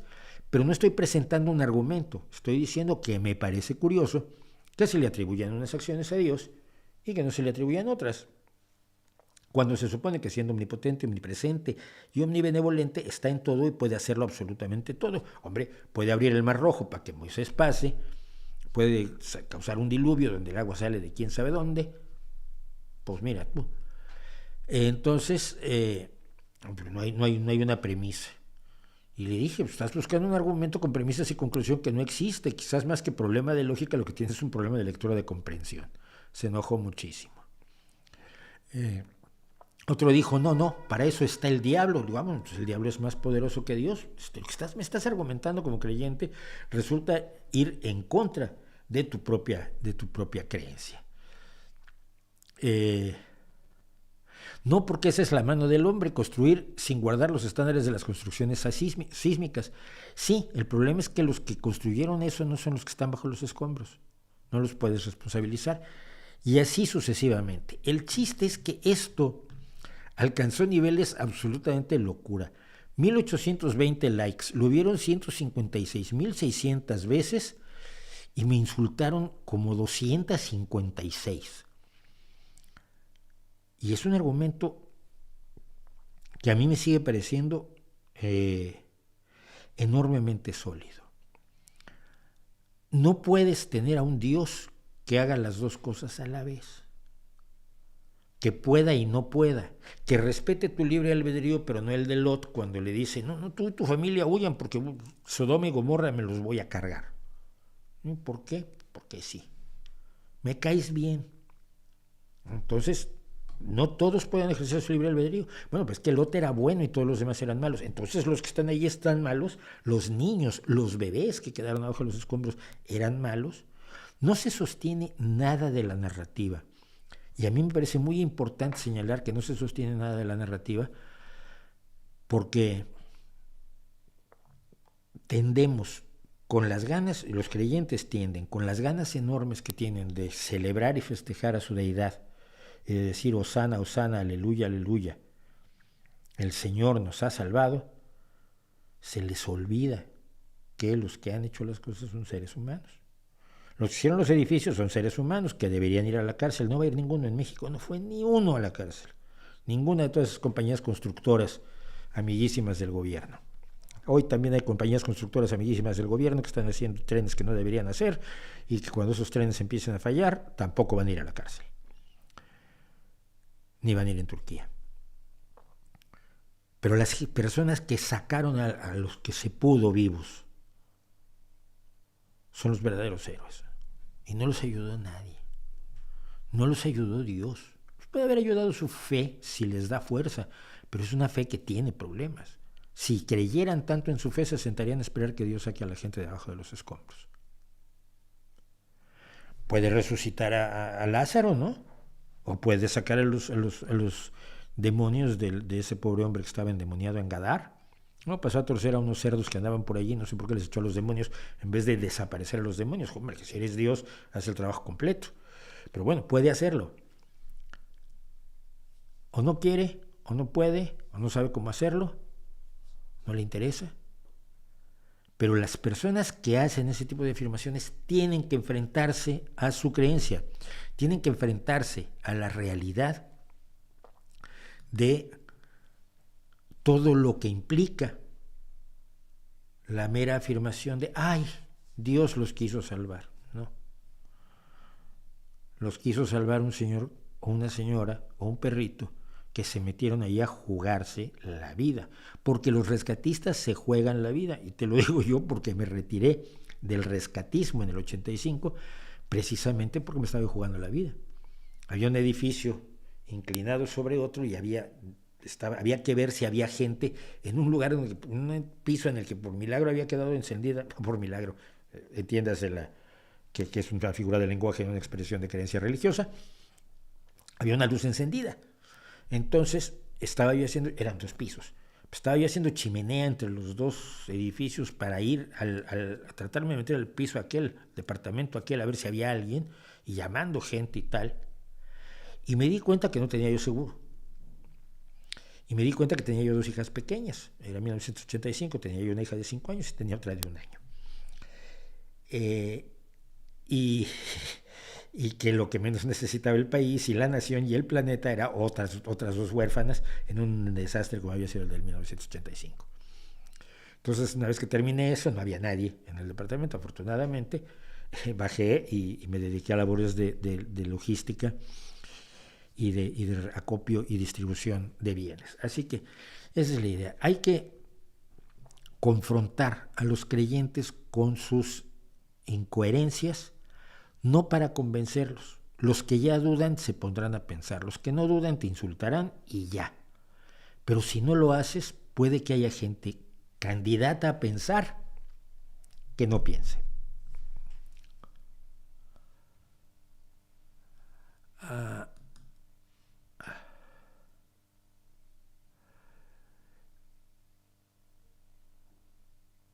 Que me decían, mi opinión de Lemmy Kilmister, nunca fui muy fan de Motorhead, no demasiado. Mañana se cumple el año de la invasión de Rusia, tu opinión. Vamos a hablar de Ucrania al final del día de hoy, sobre todo porque creo que estoy viendo si tenemos o no tenemos tele rusa, pero creo que no vamos a tener tele rusa. No, estamos sin tele rusa. Entonces pues hablaré de mis opiniones. Carlos Enrique Taboada, no, fíjate, no lo conocí nunca, qué raro. En los años 90, yo no fui en el 99, pero todavía en los 90 andaba yo a veces me llevaba Nino Canún a sus programas, luego me dejó llevar porque lo metía yo en líos. Eso que me pasa siempre, vaya, eso no es normal. Se cumplen 36 años de la muerte de Olof Palme. ¿Podrías hablar de ello? Quizás dedicarle un vídeo semanal. No, un vídeo semanal es demasiado. He hablado mucho de Olof Palme cuando hablo de socialismo porque me parece uno de los grandes creadores de la socialdemocracia actual. Te voy a decir una cosa sobre Olof Palme. Le están tratando de usar los pacifistas para justificar su llamamiento a un alto al fuego que le garantice a Rusia la conservación de los territorios ocupados. Así que ¿harás algún día un video de Carlos Santana? No me gusta mucho, fíjate. Yo me gustaba, sí compré Abraxas, me acuerdo que compré Abraxas. Tiene un tono muy, muy particular en la guitarra que lo hace reconocible. Es de los guitarristas que reconoces después de oír una frase musical, también en parte por las escalas en menor que usa, que tienen mucho que ver con la música tropical, o lo que llamamos en general la música tropical, pero no me entusiasma tanto. Gracias por el super sticker a Filiberto López. Gracias por el super chat a Videoinfo22. Un argumento de los filósofos para defenderse es que ellos solo hacen preguntas. ¿Qué opinas? Que entonces no hagan más que preguntas. Entonces que no respondan. Yo quiero que encuentres un filósofo que no te ofrezca docenas de respuestas de todo lo que se te ocurra. No, hombre, es un cuento. Gracias a los que les gustó el video de Utopías. Recomiendo hacer La Rama Dorada de James George Fraser. Yo no la leí completa, Y El Héroe de las Mil Caras de Joseph Campbell, ese sí ni la conozco. ¿Qué piensas del juicio de García Luna? Dijo López Obrador que debería ser un testigo protegido y que diga si Calderón y Fox sabían de sus nexos con el narco. ¿Cómo ves? Mira, García Luna no fue detenido en México. Todas las demás personas corruptas y relacionadas con el narco que hay en México, y que hay muchísimos en los gobiernos anteriores de Peña Nieto y de Calderón, lo supieran o no los presidentes, da igual para lo que voy a decir, no es que da igual, por supuesto. Pero hay muchísimas personas que han sido corrompidas por el narco, porque el narco tiene esa enorme capacidad de derrotar con oro lo que no puede derrotar con plomo. Ninguno de ellos ha sido detenido, acusado, procesado, enjuiciado y sentenciado por la policía de López Obrador. El gobierno de López Obrador que prometió meter a la cárcel a los corruptos, no metió a la cárcel a ninguno. ¿Están muy contentos con que en Estados Unidos se le haya llevado a juicio? Sí, pero no debía haber sido llevado a juicio en México primero, pero no lo detuvieron. Como no han detenido otro montón de gente, que probablemente, o no, pero bueno, una probabilidad existe, que supieran sus jefes, Calderón, Fox, Peña, que tenían relaciones con el narco y que eran corrompidos por el narco, en cuyo caso hay responsabilidades penales de Fox, Calderón y Peña.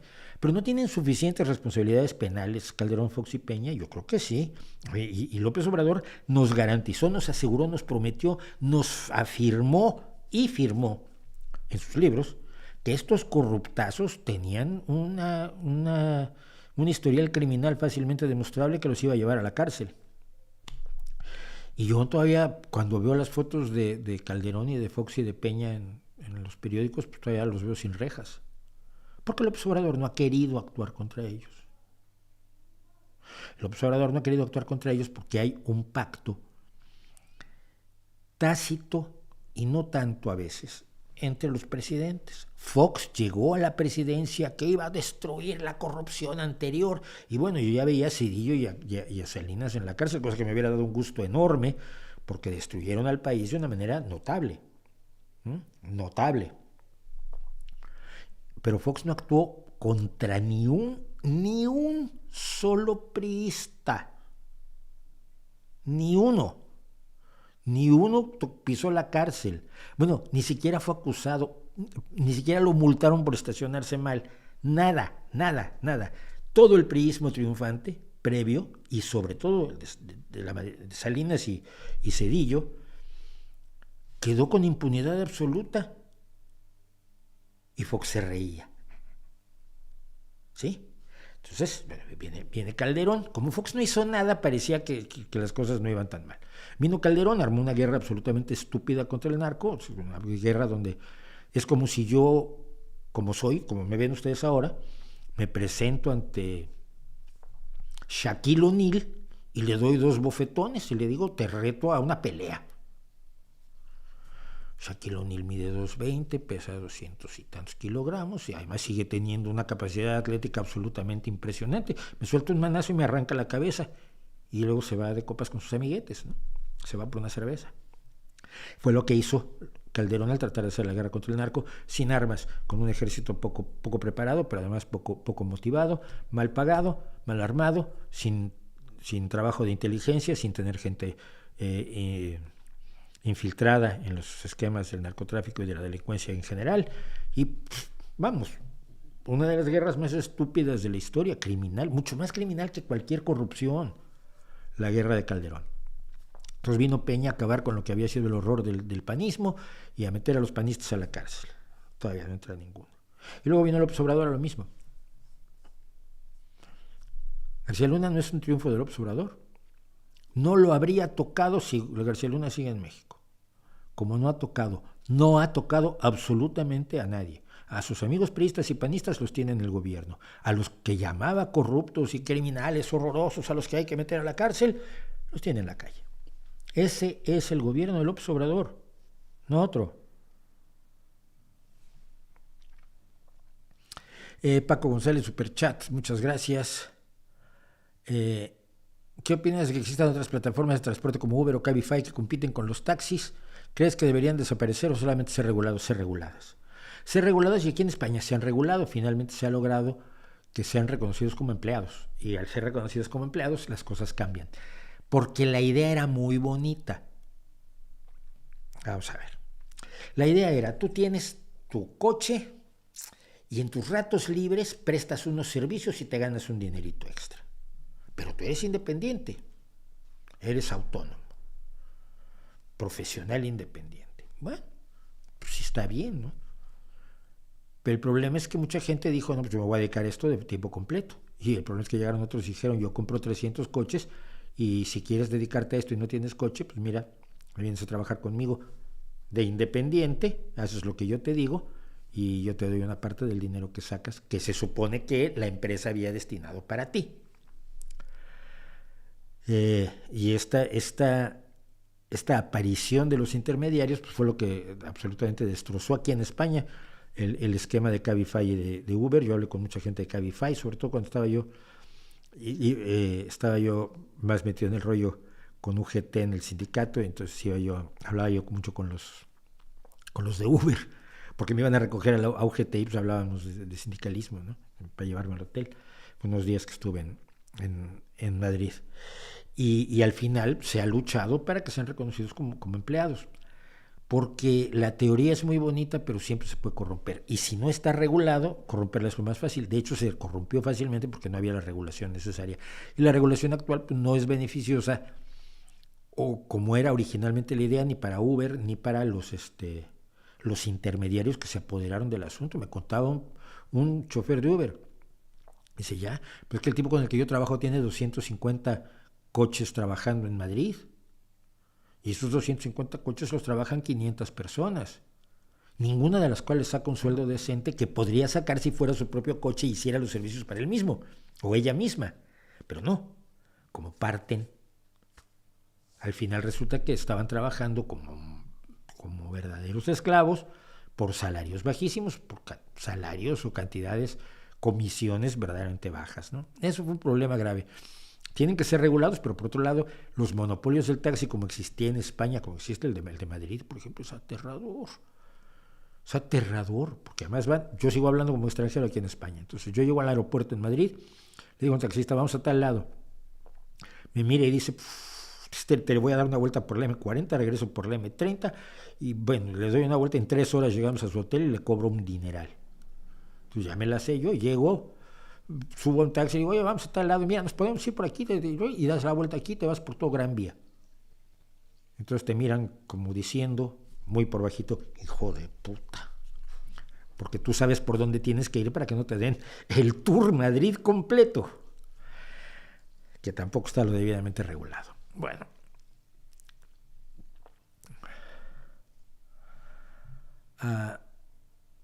¿qué opinión te merece Fernando Lugo? No creo que acordarme ni quién es. El término Latinoamérica surge como un malvado plan de Francia para alejar a Hispanoamérica de su pasado cultural común, o solo es una conspiranoia boba más. Es una conspiranoia boba más.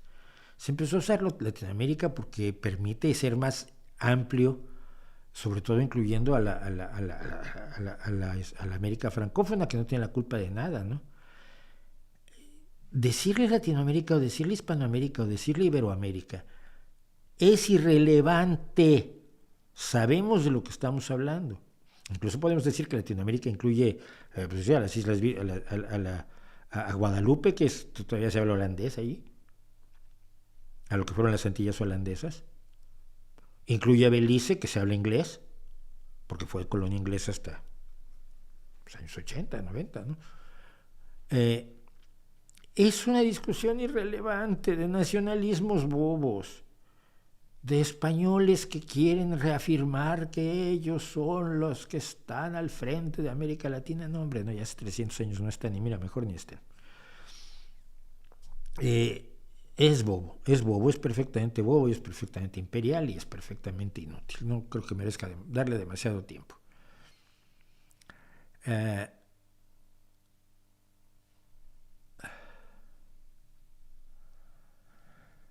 Vamos a hacer un corte como los que solemos hacer de vez en cuando y regresamos. Sí, yo parece que hoy no hay tutela rusa. I'm sorry, la tendremos para la próxima semana. Regresamos en un momento, no se nos vayan. 292 personas, no han invitado a todos sus amigos, no han invitado a todos sus enemigos, no han invitado a su perro, le compran su portátil a su perro, ponen a su perro a verme y ya tenemos una persona más que nos ve, porque los perritos también son personas, ¿no creen? Regresamos en un momento, muchas gracias por estar con nosotros.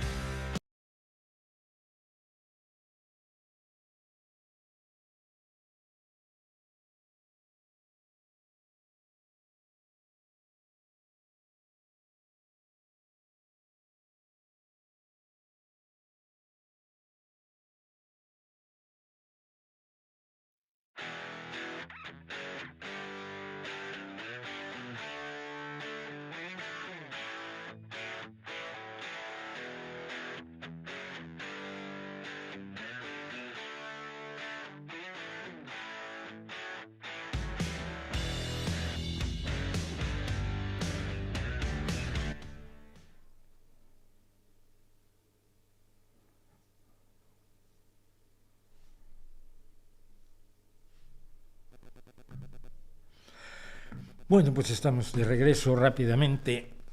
Aquí tenemos con nosotros a 233 personas. Insisto, no sé por qué pasa eso, porque cuando hacemos un corte se ve un montón de gente y ¿qué hago? ¿No cortar? Pues que hay que cortar.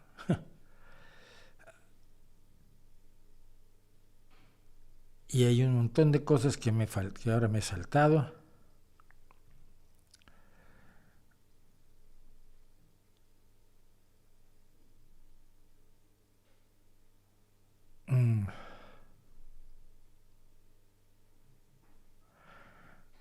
Pues no sé ya dónde estaba yo. Ya no sé dónde estaba yo porque les cuento qué pasa. Se cortó el streaming y lo pude rescatar, cosa que antes no se podía hacer, pero ay amigos, pero ahí resulta que perdí todas las ah, los comentarios anteriores. Entonces, bueno. ¿Quién empieza del rock argentino? Spinetta, Charly García. Charly García me gusta mucho. Serú Girán era un grupo que me gustaba especialmente. Eh,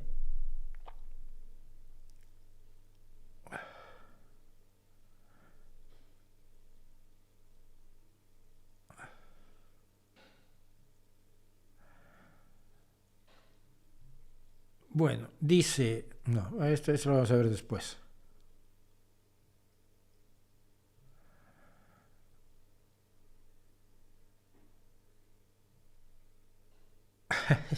No, Claudio, lo entendiste mal. Vamos a tratar de dejarlo claro. Claudio dice, en el 2006, en Praga, 426 delegados de la Unión Astronómica Internacional votaron y le quitaron el estatus de planeta a Plutón. ¿Debe funcionar la ciencia así? Pues que la ciencia no funciona así. Verás, en 2006, en Praga, la Unión Astronómica Internacional se enfrentó a un asunto. Se había decidido que Plutón era un planeta, pero resulta que hay otros cuerpos más grandes que Plutón que no se consideran planetas. Se consideran planetas menores. Entonces, ¿por qué debes mantener la denominación de planeta a un cuerpo celeste menor que otros a los que les llamas planetas menores? Pues la lógica te dice, no hombre, se tiene que ser considerado un planeta menor. Ah, pero tenemos un problema. El problema es que Plutón es el único planeta que descubrió un estadounidense. Y entonces los astrónomos estadounidenses, no todos, pero muchos astrónomos estadounidenses, dijeron, mira, sigámoslo llamando planeta porque si no, que Estados Unidos pierde allí una medalla astronómica, ¿no? Ya no es un planeta descubierto por un estadounidense, sino es un mero planeta menor. Y la respuesta de la Unión Astronómica Internacional, pues vamos a votar, seguimos llamándolo planeta o seguimos llamándolo o lo llamamos planeta menor. Pero eso no altera para nada la ciencia sobre Plutón, solo es su nombre. El nombre planeta menor, en vez de planeta, o planeta enano, no me acuerdo qué es, no creo que les llamen planeta enano, no le llamas planeta, pero no es que sea otra cosa, no cambió su composición química, no cambió su órbita, no cambió su distancia respecto del Sol, no cambió nada más que el nombre. Y sí, la ciencia muchas veces cambia de nombre por votación. ¿Cómo crees que se hace la clasificación taxonómica? Se decide, se reúnen los biólogos de pronto, las organizaciones taxonómicas, y dicen, oye, esto que parecía que era una especie son dos especies, ahora tenemos que ponerles nombres distintos a las dos. Y entonces se vota el nombre, o se decide que dos cosas que se creía que eran especies distintas, pues no lo son, o que tal especie ni siquiera existía porque era igual a otra que ya existía. Cosas así. Entonces, pero eso es un problema de denominación y no quiere decir que tenga un estatus especial con el cual su oxígeno es más bonito. No, no funciona así para nada.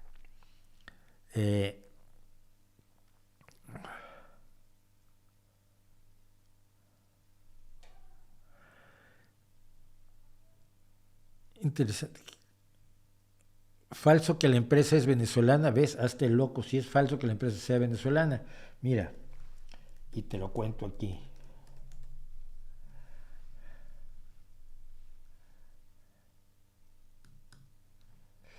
Dominion Voting Systems fue creada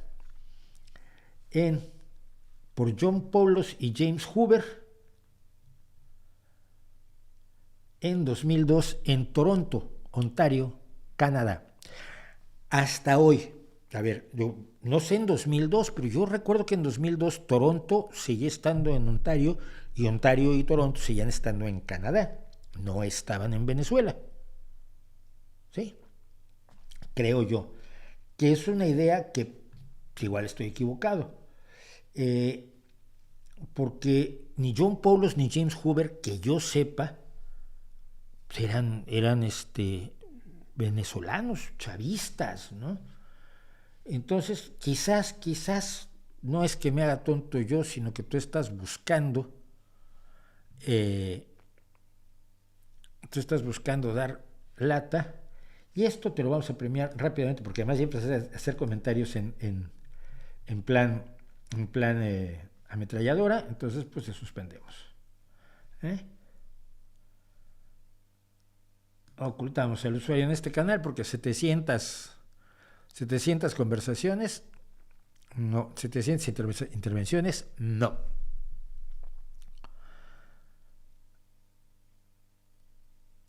A ver. No, la mayoría de las disqueras eran de Estados Unidos y Gran Bretaña, por eso las bandas más promocionadas han sido estadounidenses y británicas. No, es que el mercado más grande era el estadounidense y sigue siendo el estadounidense, el mercado musical más grande. Con eso que inventaron desde el fonógrafo, este chico Edison, hasta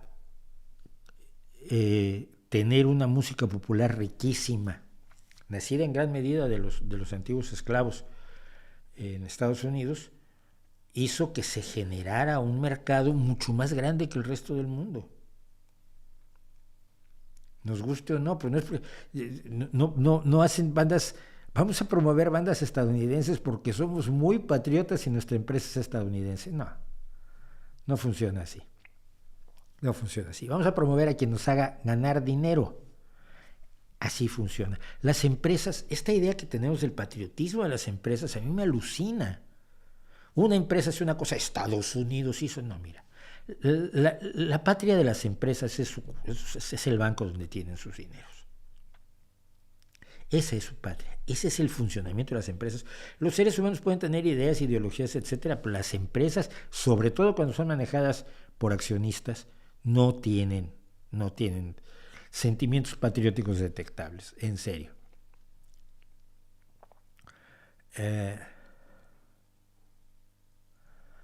¿Por qué España es la única potencia europea que arrastra una leyenda negra? No creo que sea la única potencia europea que arrastre una leyenda negra. Pero tú has oído hablar de la trata de esclavos atlántica que llevó a cabo el Reino Unido. Digo, para abrir boca. O la labor colonial en el Congo por parte de Leopoldo II de Bélgica. No es cierto que España sea la única que tiene una leyenda negra. Todos los que han sido colonialistas, brutales, atroces, invasores, pues tienen una leyenda negra. Lo raro es que alguien no la tenga.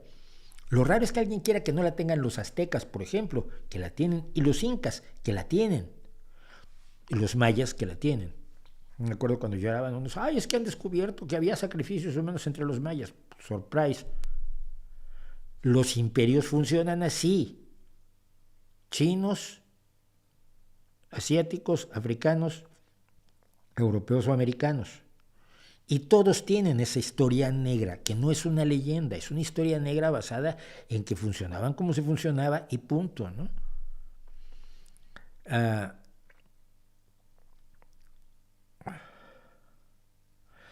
Sí, que si conozco a Dimash Kudaibergen, ya he hablado de Dimash, tiene una voz maravillosa, pero no me emociona para nada.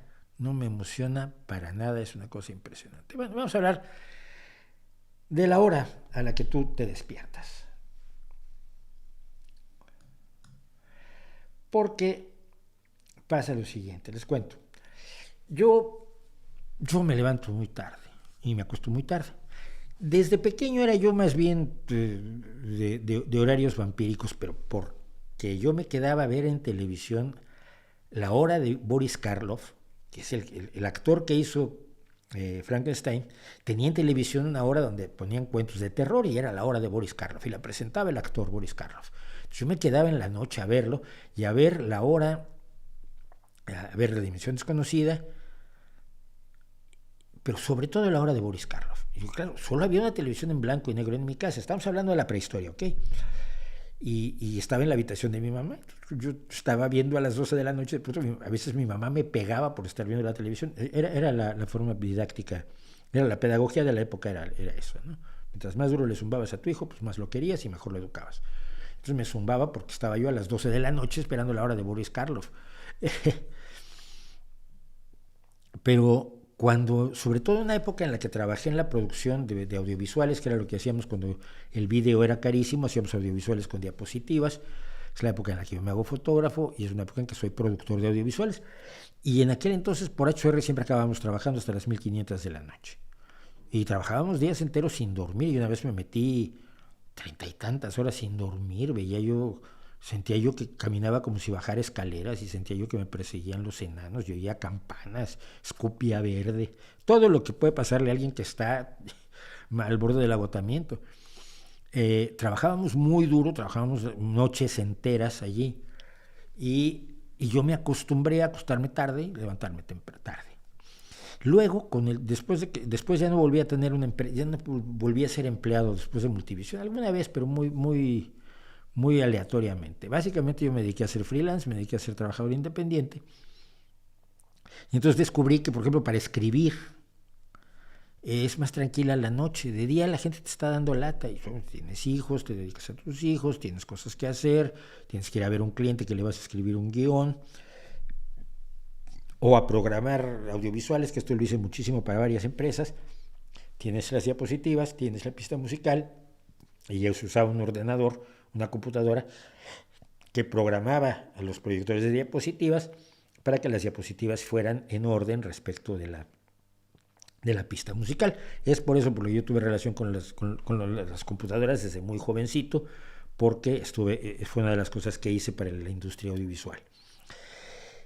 Pero entonces descubrí que para escribir pues era más tranquilo en la noche, a las 10 de la noche, 11 ya se habían dormido todos, yo trabajaba 2, 3, 4 horas, me dormía a las 3 de la mañana muy contento y me acostumbré y así lo hago hasta el día de hoy.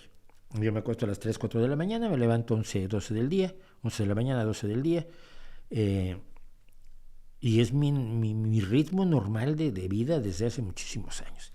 Y siempre me he preguntado, por lo mismo, ¿qué valor se le da a esta cuestión de despertar temprano?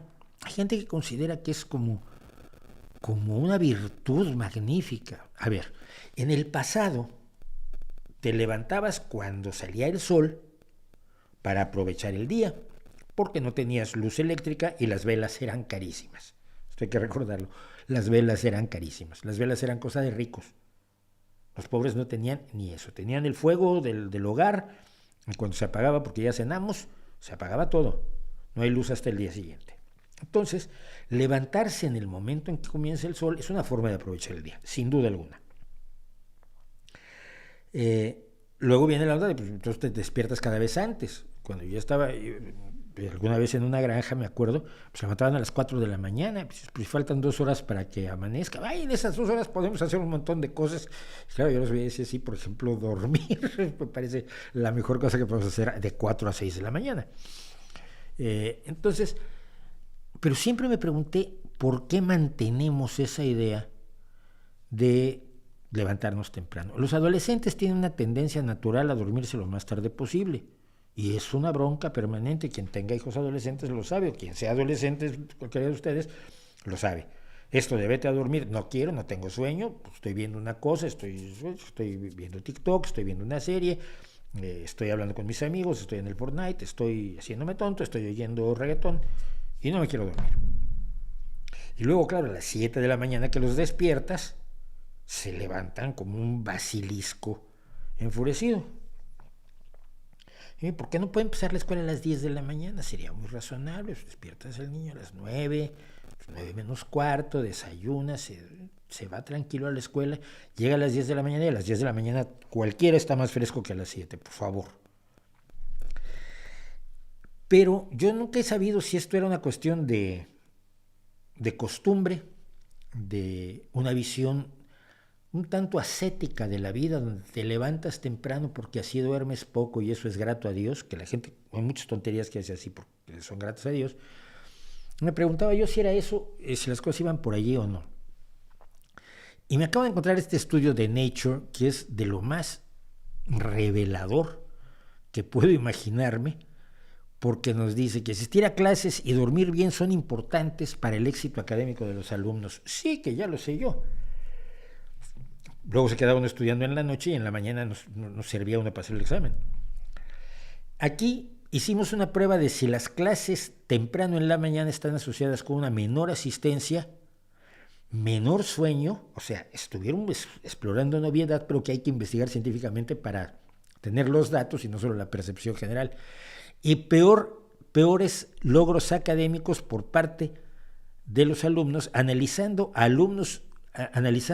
los rastros digitales de los alumnos, los inicios de conexión de Wi-Fi o Wi-Fi en 23.391 alumnos revelaron que la asistencia a las clases a las 8 de la mañana era 10 puntos porcentuales menor comparadas con las horas de inicio más tardías. Los patrones diurnos de inicios de sesión en el sistema de gestión del aprendizaje en 39.458 estudiantes y los datos de actigrafía de 181 estudiantes, no sé qué es la actigrafía, ni me pregunten, demostraron que el sueño nocturno era 1 hora menos para las clases tempranas porque los estudiantes se despertaban antes que lo habitual. Los análisis de las calificaciones de 33.818 alumnos mostraron que el número de días por semana que tuvieron clases temprano en la mañana se correlacionaba negativamente con la puntuación. Es decir, a más temprano, menos puntuación, más tarde, mejor puntuación. Estos hallazgos, el lenguaje de los papers científicos me gusta por esto. Estos hallazgos sugieren preocupantes asociaciones entre las clases temprano en la mañana y los resultados del aprendizaje. ¿Qué quiere decir todo esto? Pues básicamente que Nature y esta investigación publicada por Nature apenas hace un par de días, creo, me da la razón a mí. La escuela debería empezar a las 10. Es que hay que comer a las 2, pues comienza a las 3, no pasa nada, al final comienza a las 3. Pero, ¿por qué no mover, en vez de mover los relojes de los horarios, mover nuestros horarios? La gente entra a trabajar a las 10, 9, pero los niños entran a la escuela a las 8, 7 y media en algunos casos. Es una tortura para los niños, es una tortura para los padres. Y no, cuando ve uno de esas clases, yo he sido profesor de secundaria, he sido profesor universitario, pero en la secundaria sí me tocaban clases de primera hora, mucho antes de que fuera yo productor de audiovisuales y todo esto. Y tú te enfrentabas a un grupo de adolescentes de 13, 14 años en el salón de clase a las 8 de la mañana y querías darles un abrazo y enredarlos en su mantita y ponerles su almohadita y cantarles una canción de cuna con unas caras de ¿qué hago yo aquí? Y es que, ¿qué hiciste anoche? Es que me quedé viendo la tele, es que no podía dormir, y eran épocas en que no había mundo digital todavía. Entonces, pues, quizás hay que reflexionar acerca de las horas a las que empezamos a trabajar, a las horas a las que empezamos a levantarnos y las horas a las que empezamos a mandar a nuestros niños a las clases, porque igual resulta que la extraña hora de despertar que nos hemos dado los seres humanos, por lo menos es que yo creo que es en la mayoría de los países esta idea de, no sé si haya países donde haya que ir tarde al trabajo, haya que ir tarde a la granja, o haya que ir tarde. Si hay motivos, cuéntenme, me pueden decir en los comentarios aquí mismo, si hay motivos reales para que sea mejor levantarse a ordeñar a las 4 de la mañana y no a las 8 de la mañana o a las 10. ¿Por qué tenemos ahí una serie de actividades que quizás no tiene razón de ser que se nos pongan tan temprano en la mañana? Y hablando, por cierto, de cosas que se hacen por Dios y por por la religión. A mí me preocupó. Y me preocupó, ¿saben qué? Porque la gente se lo ha tomado a broma. La gente se lo ha tomado a chiste. Primero que nada, la muerte de alguien nunca es un chiste. Aunque tenga rasgos de comedia, uno siempre tiene que ser capaz de dimensionar que está ante una tragedia, ¿no? Pero se correlaciona con un asunto del que se habla mucho, y es la hipocresía de los creyentes y la hipocresía de los ministros religiosos. Un pastor de Mozambique, según anunció la BBC, muere intentando un ayuno de 40 días como el que, según los evangelios, no sé si todos, pero según algunos de los evangelios, hizo Jesucristo en el Monte de los Olivos durante 40 días. Es al final de los 40 días cuando tiene la alucinación de que ve al diablo, que le dice, todo esto te lo voy a dar a ti. Y dice, no, pues no me interesa que me lo des, pues ya es mío. No me acuerdo qué le dice. Pero francamente el diablo es gilipollas o pendejo si va y le dice eso a Dios, sabiendo que Dios es dueño de todo lo que él está diciendo que es dueño. Yo creo que fue una alucinación de esas que se tienen después de mucho rato sin comer. Yo después de día y medio sin comer veo lo que me manden. Bueno, el caso es que un pastor de 39 años de Mozambique, Francisco Baraja, o Barajá, no lo sé, murió el miércoles pasado, hace una semana, tratando de replicar el logro bíblico de Jesucristo de ayunar durante 40 días consecutivos seguidos sin agua ni comida. Los ayunos de los que yo tengo noticia, los ayunos que hacen los musulmanes en Ramadán, no son ayunos absolutos de privarte de agua y comida durante 40 días, primero que nada porque sin el agua ya te mueres. Son ayunos, por ejemplo, el Ramadán no comes mientras está el sol sobre el horizonte. En el momento en que se pone el sol, te puedes poner hasta las manitas de todo lo que quieras comer y de todo lo que quieras beber dentro de los reglamentos que impone el Corán. Francisco Baraja, o Barajá, fue fundador de la Iglesia Evangélica Santa Trinidad y era profesor de francés en el pueblo de Mexica, que está en la frontera con Zimbabue. Él es de Mozambique, vivían en la frontera de Mozambique con Zimbabue, y había ayunado durante 25 días antes de ser llevado al hospital por sus parientes y seguidores por su salud que iba declinando. Cuando llegó a las instalaciones de salud, Barajá fue diagnosticado con anemia aguda y fallo orgánico. Se dice que había perdido tanto peso que apenas podía mantenerse en pie, y los intentos por reabastecer los líquidos del pastor con sueros y nutrición líquida no tuvieron éxito y murió pocas horas después de ser admitido en un centro médico. El hermano dice que no, que murió por un problema cardíaco. Un problema cardíaco que siempre se va a empeorar cuando decides ayunar, sobre todo sin siquiera agua, ¿no? Los grandes huelgas de hambre se hacen, por ejemplo, con agua de limón y azúcar. Por lo menos tienes algo que te mantenga y tienes hidratación. El agua, 3 días sin agua, 4 días sin agua, ya estás en problemas muy graves. ¿A qué quiero llegar con esto? Tenemos la visión, y muchos de los escépticos, ateos, antirreligiosos, críticos de la religión, etcétera, que son conspiranoicos sin darse cuenta, hay muchos conspiranoicos sin darse cuenta, creen que todos los sacerdotes están simulando, que son hipócritas, que realmente no creen, pero que utilizan la creencia como una forma de obtener admiración, dinero, vivir sin trabajar, incluso sexo, etcétera, etcétera.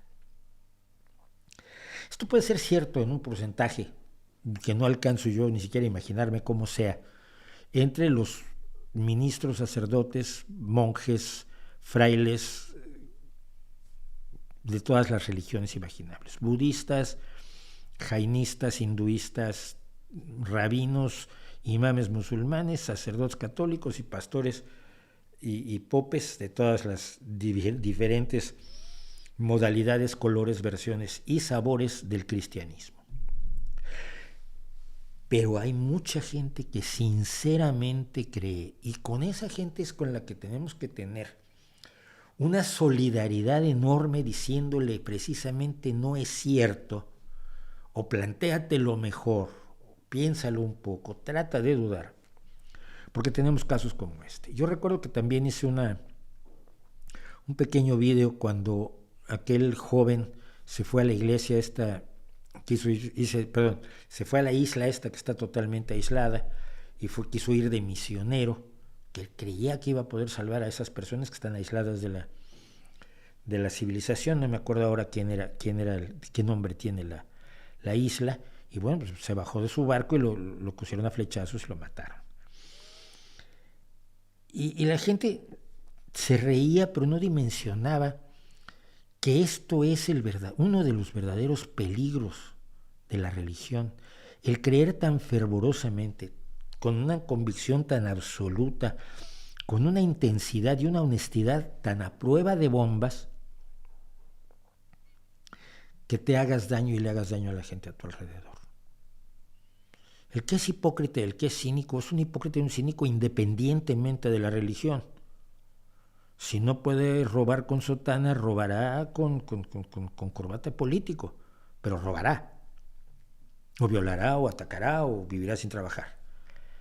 Pero el que es absolutamente sincero, el que está totalmente convencido de que cada palabra que dice en sus libros sagrados es verdad, puede hacer un daño enorme. Y hace un daño enorme a otros y a sí mismo. Si no tienes compasión hacia esa gente que es víctima, la verdadera víctima de la religión, la verdadera víctima de las creencias irracionales, y solo lo tomamos como un jaja, quería ayunar y se mató el muy tonto, no nos estamos dando cuenta de lo potente que puede ser la religión y de lo importante que es la lucha contra ella, buscando en la narrativa una potencia similar a la que tiene el te voy a dar la vida después de la muerte, y necesitas dar mensajes de no, es que lo que importa es lo que hagas en vida, es que lo que importa es lo que vivas hoy, es que lo que importa es lo que hagas hoy. Si no sabemos, si no nos imponemos la idea, los ateos, los antirreligiosos, los críticos, los anticristianos, lo que sean, de actuar con compasión sobre todo hacia esas personas que son las que mueren por culpa de las creencias, no estamos siendo mucho mejores. Y me preocuparon las risas que oí por varios lados respecto de este caso, y al mismo tiempo me refuerza la idea de que hay que combatir a la religión con la mayor intensidad posible. La mayoría de la gente vive una contradicción. Tiene sus creencias, pero no las vive al 100%. Siempre encuentra la forma de, bueno, sí, es que hay que ser, el matrimonio es para toda la vida, pero bueno, si tengo 3 matrimonios, uno después de otro, pues fueron para toda la vida, ¿no? Y contarse historias como las que se contaba, fíjate, mi viejo amigo Nabil. Nabil era un egipcio musulmán al que conocí yo en México. Teníamos muy buena relación, incluso su mujer, que era estadounidense, me dio algunos trabajos de fotografía y tal. Yo a Nabil lo conocí en un bar, y en este bar trasegaba cervezas, pero de una manera verdaderamente homérica. Y nos hicimos amigos, y yo iba y bebíamos juntos y demás. En la época yo luego desarrollé una alergia al alcohol, y hace 40 años que no bebo, 30 años que no bebo. Y bueno, ya que éramos amigos, ya que nos llevábamos bien y nos contábamos cosas, un día tuve el atrevimiento de preguntarle, dice, Nabil, ¿tú eres musulmán? Decía que sí. Pero no se supone que no puedes beber alcohol. El profeta dijo que el alcohol no. Y las cervezas, vamos, el día que tú dejes de beber, aquí quiebran 2 empresas cerveceras en México. Y me miró así el egipcio y me dice, ¿tú no te sabes todo el Corán? No, la verdad no. Alá es misericordioso y sabrá comprenderme y perdonarme. O sea, un extremista de su religión lo golpearía, incluso lo mataría por beber alcohol. Pero una persona que vive como la mayoría de la gente, pues encuentra la forma de hacer convivir sus creencias con su vida real, sin que se pisen demasiado, pero viviendo entre enormes contradicciones y disonancias cognitivas. Pero el que no lo hace, el que se convence y vive totalmente de acuerdo a la religión y se la cree absolutamente toda, es un peligro para él y es un peligro para todos nosotros, además es una pobre víctima. Con esto ya no les caigo bien, ¿verdad? Bueno, más. El monoteísmo sacrificó a más gente que el politeísmo, dice Yuval Noah Harari. ¿Y por qué le crees a Yuval Noah Harari? ¿Qué datos te ha dado? ¿Cuál es el análisis que tiene? ¿En qué revista publicó sus estadísticas? ¿Quién rayos es Yuval Noah Harari? ¿Tipo que vende meditación y autoayuda? ¿Y que es capaz de responder absolutamente de todo sin dudar? Sin decir, a ver, yo no sé muy bien de esto, pero te puedo contar más. No. ¿Quién es Yuval Noah Harari? Es una estrella mediática sin ningún valor científico. Algún día voy a tener que hacer un vídeo de Yuval Noah Harari.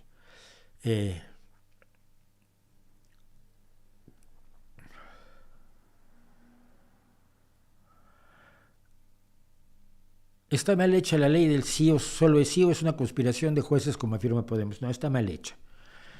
A ver si logro explicarlo, porque ni siquiera yo lo entiendo muy claramente. Pero es, si en un delito determinado tú reduces la condena máxima,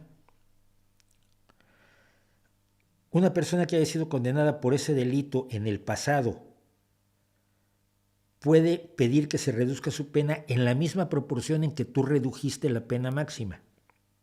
¿Sí? Si la pena máxima era 15 y tú la bajaste a 14 y alguien lo condenaron a 8, puede pedir que lo bajen a 7 o a 8 y medio, a 7 y medio. Por la proporcionalidad. Eso es lo que más o menos me explicó una abogada feminista, que dice que eso fue lo que se le trató de explicar a la ministra. Pero la ministra no escucha a nadie que no sean sus amigos. Que se le trató de explicar a la ministra que como funciona la ley, es que al tú tocar eso, tocas a los del pasado también. Y que iba a beneficiar a los del pasado, pero no quisieron aceptarlo. Y los jueces están haciendo lo que están obligados a hacer según este principio judicial español. No sé si funciona así en otros lugares.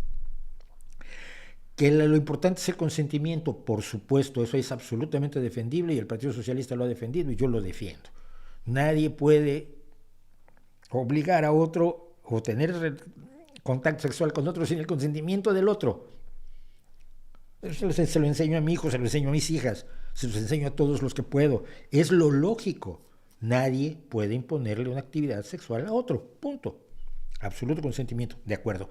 Pero ese es el argumento que está usando Podemos, el del consentimiento, para pasar por alto el hecho de que la reducción de las condenas no tiene nada que ver con el consentimiento. Tiene que ver con un concepto erróneo que tenían a la hora de imponer penas en la nueva ley. No quieren escuchar a nadie. Y es lo mismo que va a pasar con la ley trans. Lo mismo que va a pasar con la ley trans, que por lo menos una senadora del Partido Socialista votó en contra. Se vota a favor por el pacto absurdo que se tiene con Podemos. Y estoy en desacuerdo con él, estoy en desacuerdo con muchas partes de la ley, lo cual no significa que esté yo para nada en contra de los derechos fundamentales de todas las personas, trans o no trans. Pero van a encontrarse con el mismo problema. Lo que ya se les advirtió que iba a ser un conflicto, va a ser un conflicto. Entonces, el problema que tenemos es este. Podemos no se equivoca nunca. Podemos jamás ha reconocido un solo error en su gestión, en su administración, ni en una alcaldía, ni en la vicepresidencia de gobierno de España. Ni como diputados, ni como concejales. Nunca han reconocido que puedan haber cometido un error. Y han cometido muchos. Pero un partido que se niega a aceptar errores, como el PP también, por cierto, es un partido que no puede evolucionar, que no puede cambiar, que no puede establecer nuevos reglamentos en su interior. Entonces, Podemos necesita decirles a sus seguidores que es perfecto e inmarcesible. ¿Qué quiere decir inmarchitable? Y ese es el problema que tenemos, es el problema que tenemos con la ley del sí es sí. Y ahora que están celebrando que finalmente, 13 años después, la Judicatura, el Supremo dice que la ley del aborto estaba bien hecha, bien se les olvida que no la quisieron defender en su momento porque dijo Carolina Vescanza que no daba potencia política lo del aborto, y 2, que le hicieron la vida imposible a la ministra de Igualdad, Viviana Ido, que promovió aquella ley del aborto, que hoy se ha demostrado que está dentro de la constitucionalidad española y por lo tanto es la ley. Y punto. Ay, bueno.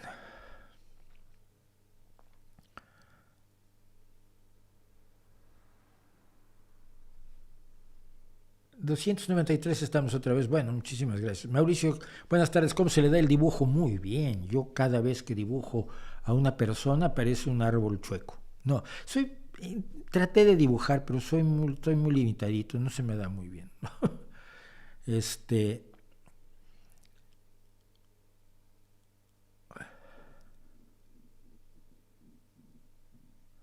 Las interpretaciones psicológicas que se pueden obtener al realizar un dibujo, no. Y si está fundamentada en las teorías de Sigmund Freud, pues más aún no tiene ningún sentido, pues ninguna de las teorías de Sigmund Freud ha sido validada científicamente, y de hecho la esencia misma de su teoría, que son por ejemplo las memorias reprimidas, se ha demostrado que no funciona como él creía que funcionaba.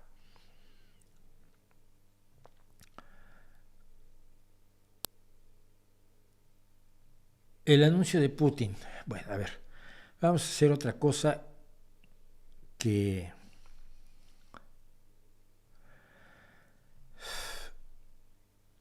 me llama la atención hoy aquí en España. Tristes comunistas nazis. Bueno, verán ustedes, esto es de lo más raro del mundo. Hay una teoría según la cual en algunos casos, que no en todos afortunadamente ni mucho menos, más allá de los tontos que siguen diciendo que el nazismo es de izquierda, usa la palabra socialista, sí, ya la República Democrática Popular de Corea, que es Corea del Norte, entonces es demócrata y es una república, ¿verdad? Es lo más democrático del mundo. Todo lo malo que haga Kim Jong-un es culpa de la democracia. No, y China también es la República, no, es la República Popular China, pero no es democrática. Pero bueno, lo que haga Kim Jong-un es culpa de la democracia, ¿no? No, entonces lo que hacen los socialismos, las barbaridades cometidas por socialistas no son culpa del socialismo, pero concretamente en el caso del nazismo no tiene nada que ver con la izquierda. Pero hay una versión de la izquierda, la faceta de la izquierda, la que favorece el autoritarismo por encima de la democracia, que llega a tener puntos de contacto con los autoritarismos de derecha. ¿Por qué? ¿Porque las ideas de derecha y las de izquierda son iguales? No, hombre, porque el autoritarismo, ese sí es igual. No me parece que sea tan difícil de comprender esto, pero para algunas personas resulta un desafío intelectual de proporciones absolutamente olímpicas. Entonces hay gente que no puede entender que dos autoritarios se lleven bien siendo uno de izquierda y otro de derecha, o siendo uno musulmán y el otro cristiano. Cuando si lo que les gusta, o uno musulmán y el otro ortodoxo ruso, estoy pensando, por ejemplo, Kadyrov, el checheno, no es musulmán, sí, ¿no? El tirano checheno Kadyrov es muy amigo de Putin, que es ortodoxo ruso. Pero como los dos les encanta la guerra y les encanta la tiranía y les encanta el autoritarismo, se llevan muy bien, como se llevaban bien en un momento dado Stalin y Hitler. Pero cuando algunas personas al paso del tiempo van perdiendo trozos de identidad y de ideología, trozos de convicción y trozos de formas de analizar el mundo, se producen fenómenos muy tristes. Y uno de los fenómenos tristes que está ocurriendo ahora en España, se consagró ayer, es el del señor Tamames. Resulta que Ramón Tamames es un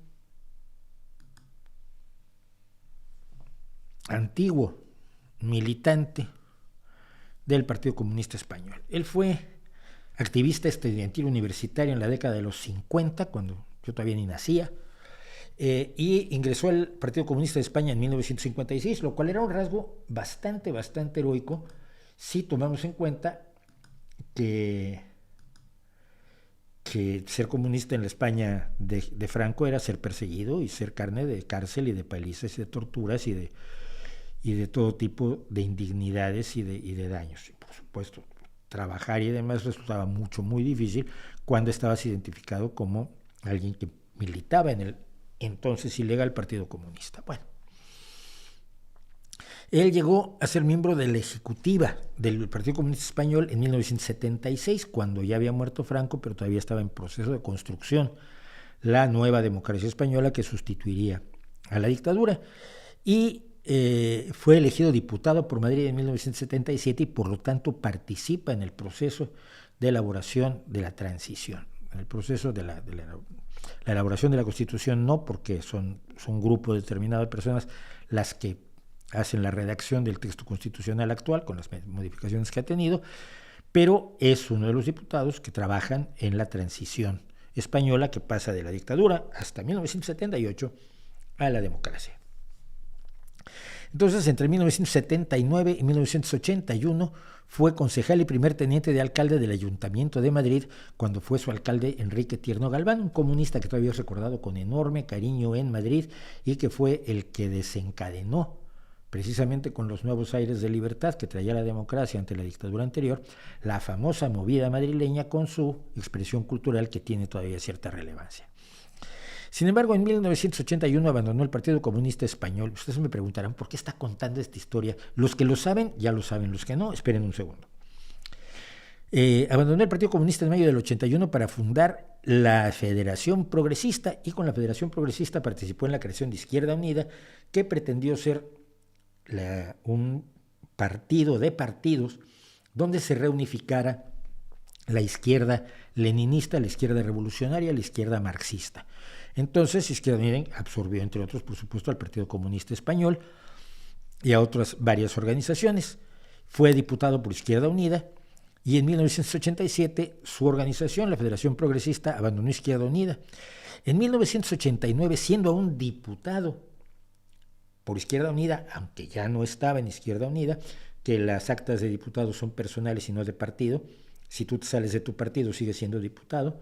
Esto permite que luego en un par de ocasiones haya sido clarísimo que le han pagado a diputados por cambiarse de lado y votar lo que no deberían. Abandonó la dirección de ese partido e ingresó en el Centro Democrático y Social, que es un partido de centro-derecha, o fue un partido de centro-derecha. Después de lo cual abandonó la política y se dedicó a los negocios.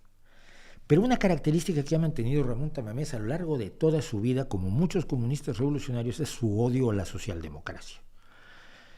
Los malditos socialdemócratas creen que pueden conseguir un mundo más justo sin dispararle a otras personas. Pero claro, no van a conseguir el mundo perfecto de la utopía, vean ustedes el video de la utopía, sino que lo que van a hacer son reformas, van a hacer reformas para que los niños tengan escuelas y para que la gente tenga hospitales y estas cosas, pero no le van a dar la propiedad de las fábricas a los trabajadores. Cosa que, como todos sabemos, funcionó muy bien en la Unión Soviética y en Cuba y en China, por eso ya no hay magnates ultramillonarios en China, ni explotación de trabajadores en China. Bueno, entonces, pues los socialdemócratas somos muy malvados porque además, al lograr los avances de los trabajadores y de los más pobres, impedimos que los trabajadores tengan motivos para lanzarse a la revolución. Esto es lo que Marx llamaba las condiciones objetivas.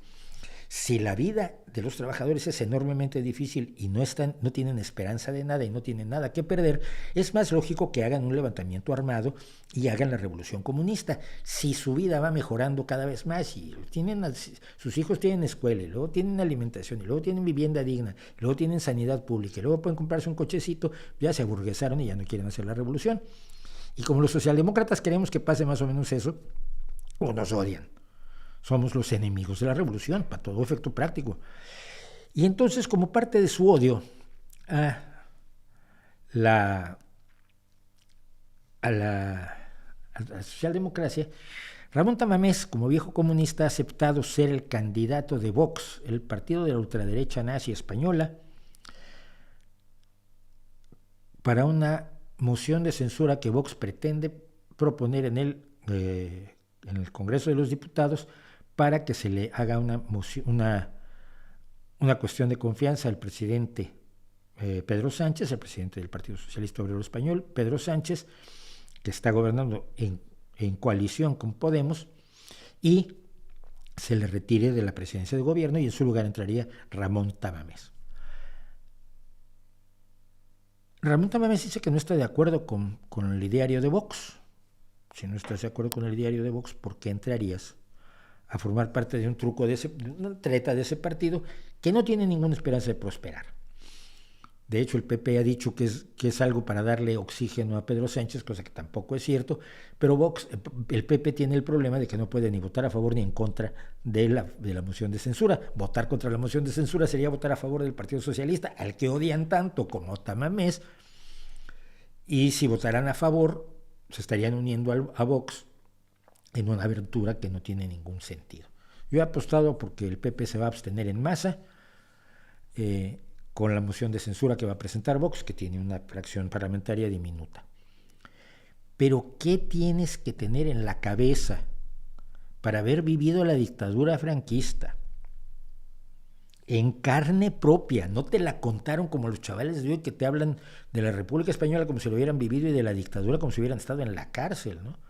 Gente que yo he conocido gente más o menos adulta que dice, yo corrí delante de la policía de Franco. Pues tenía 7 años cuando murió Franco, por favor, no me cuentes eso. ¿Cómo puede alguien que conoció los horrores de la dictadura, los horrores de la ultraderecha, los horrores del racismo, donde se perseguía a las personas por su etnia, principalmente gitanos y marroquíes? Negros ni había en España. Gente que vio todo lo que hay que ver del horror de una dictadura que mató gente ya no en la guerra civil, sino del 39 al 75. Mató, persiguió y le destrozó la vida a miles de personas por pensar distinto que el dictador, para ponerse a los 94 años del lado de los herederos de aquella basura, habiendo sido comunista. Yo siento que a veces algunos comunistas de veras se ponen en un ridículo que flaco favor le hacen a otros que, estando yo totalmente en desacuerdo con ellos, les reconozco al menos que son sinceros en sus creencias y en sus militancias políticas. Realmente me mata de tristeza. Vamos a hablar de Ucrania.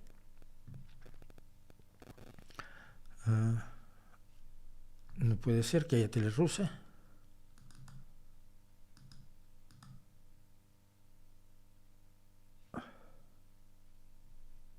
Permítanme un segundo. No hay tele rusa. Bueno, quiero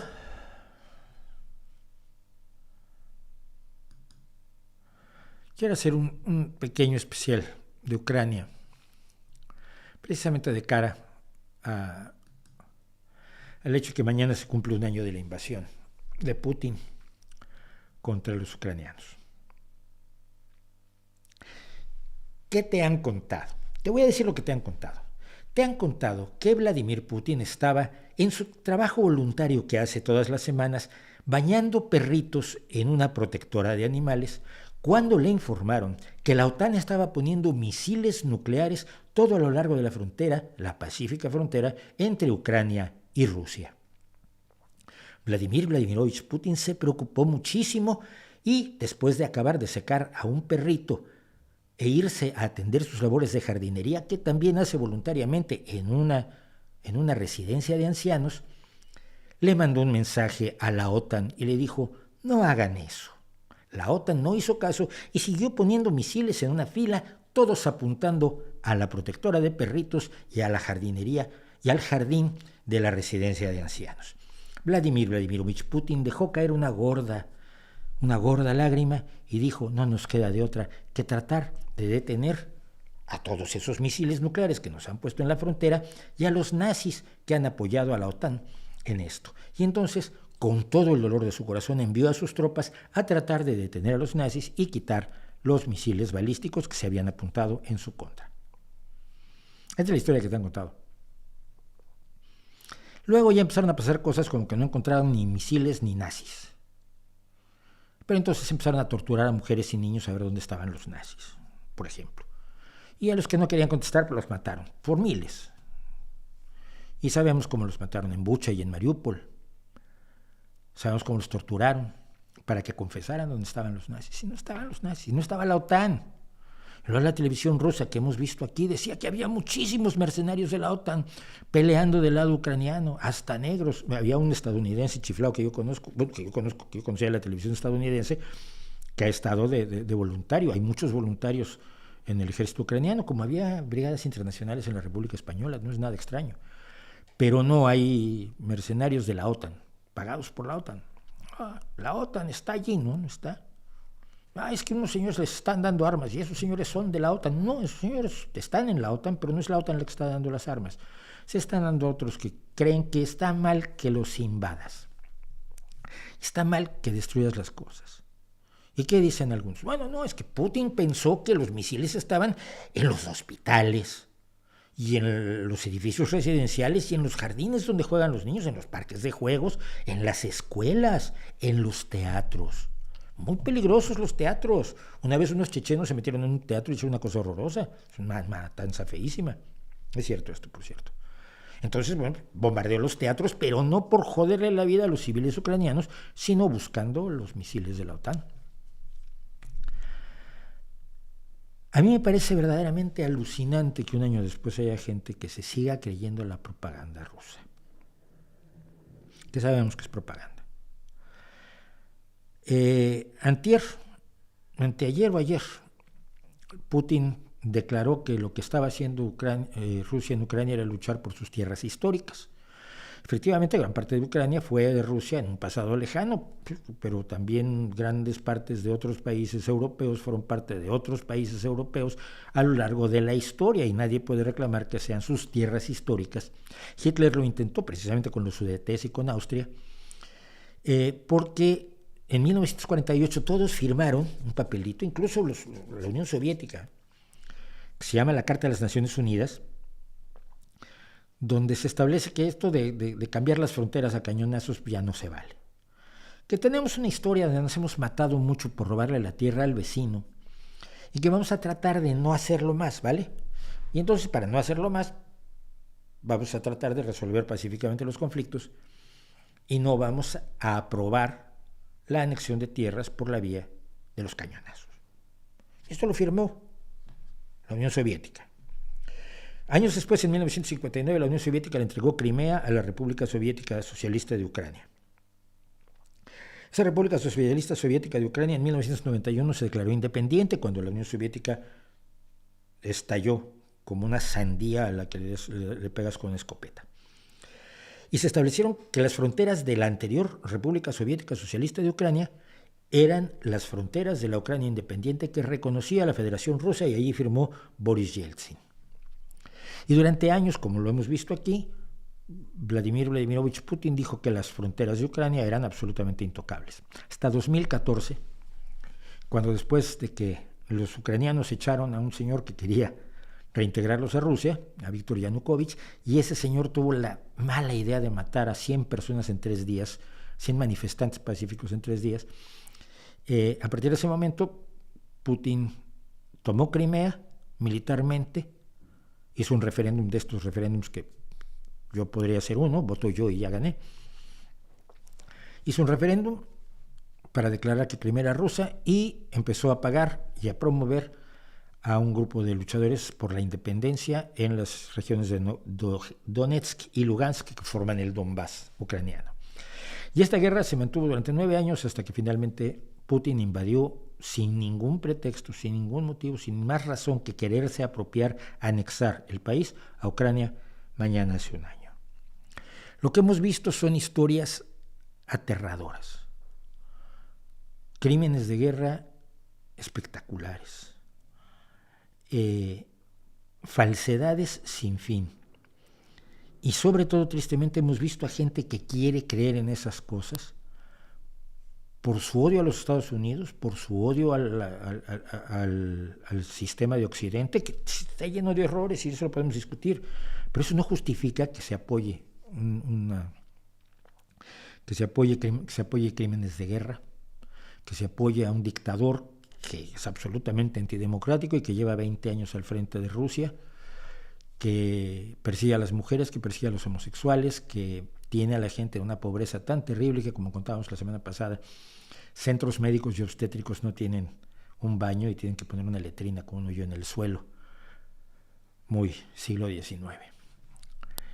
¿Cómo pueden algunas personas negarse a ver que el horror lo está sufriendo Ucrania, que Ucrania tiene derecho a rechazar la invasión y querer sus tierras de regreso, porque todos estábamos de acuerdo en que esas eran las fronteras de Ucrania, y que estén pidiendo que Ucrania entregue parte de su tierra? Y sobre todo que no estén conscientes de una cosa fundamental. Putin no va a parar aquí. Si ganara en Ucrania y quedarse con Donetsk y Lugansk y Crimea, es ganar, porque es obtener algo que no tenía antes, sobre todo Donetsk y Lugansk, y Zaporizhia y no me acuerdo cuál era el otro, siempre se me olvida la cuarta provincia que se ha pretendido anexar, que según las leyes de Rusia se ha anexado, pues según la legislación internacional no. Un triunfo de Putin es un peligro para Finlandia. Hoy en la televisión rusa, en lo que no vamos a poder ver, estaba uno de los antiguos, alguien a quien hemos visto varias veces como miembro de la Duma estatal, como diputado del Congreso ruso, pero que ahora viene de militar y con el pecho cuajado de medallas, ¿no? Diciendo que si lo que viene es Moldavia y lo que viene es el ataque a Rumania, pues se les atacará y se les atacará con todo. Están Moldavia, Rumania, Georgia y Finlandia en la mira. Putin no va a parar. No es que le interese el pueblo ruso, no es que le interese Rusia, es que le interesa la grandeza de una Rusia imaginaria. No ver esto es ser ciego. No tienes que ser amigo de los Estados Unidos para apoyar el que se pare y se detenga a Putin, menos si vives en Europa. Y si nada más te convence, mira, hay una historia que es la siguiente.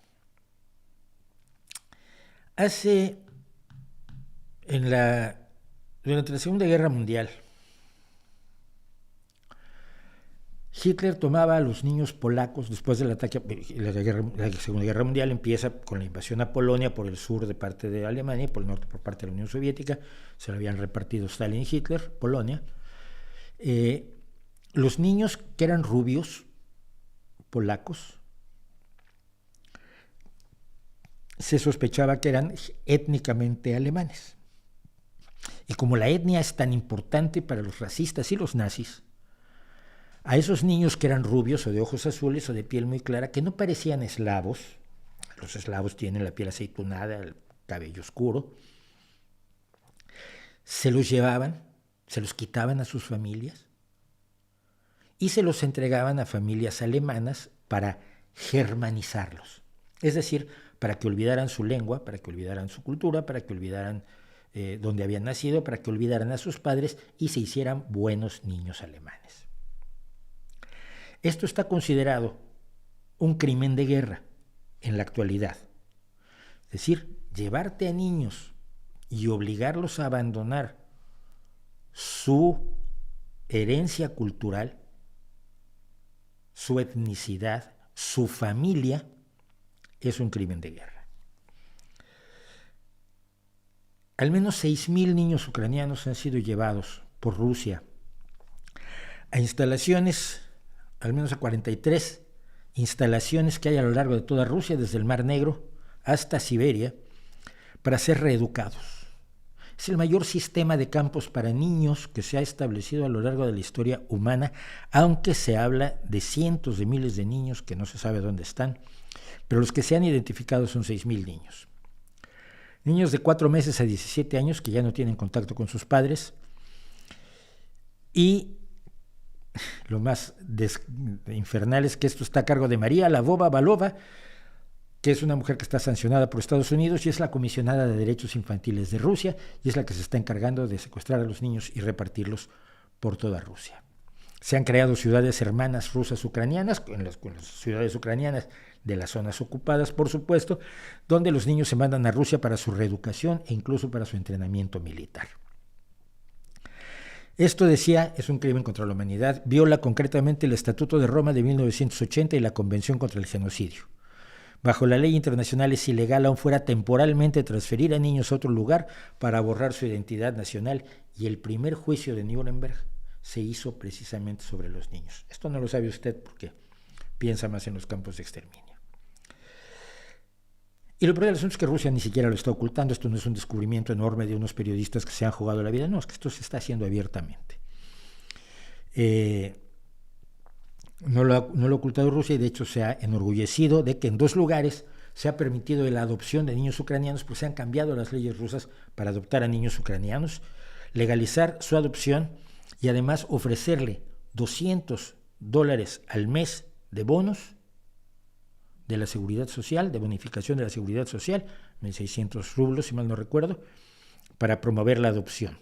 Están orgullosísimos de su programa sobre el secuestro de niños ucranianos, el gobierno ruso.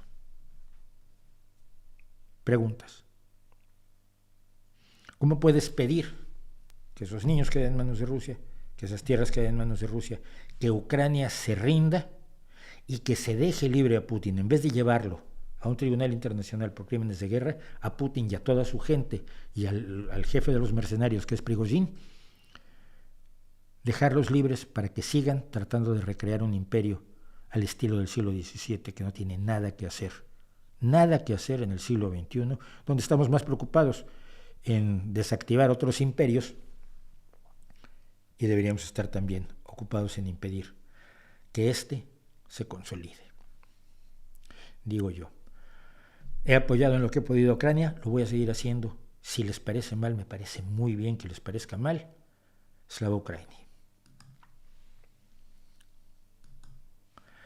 Con esto ya me gané muchos buenos y maravillosos enemigos nuevos. Bueno. ¿Recomiendas Archipiélago Gulag? No lo leí nunca lo leí.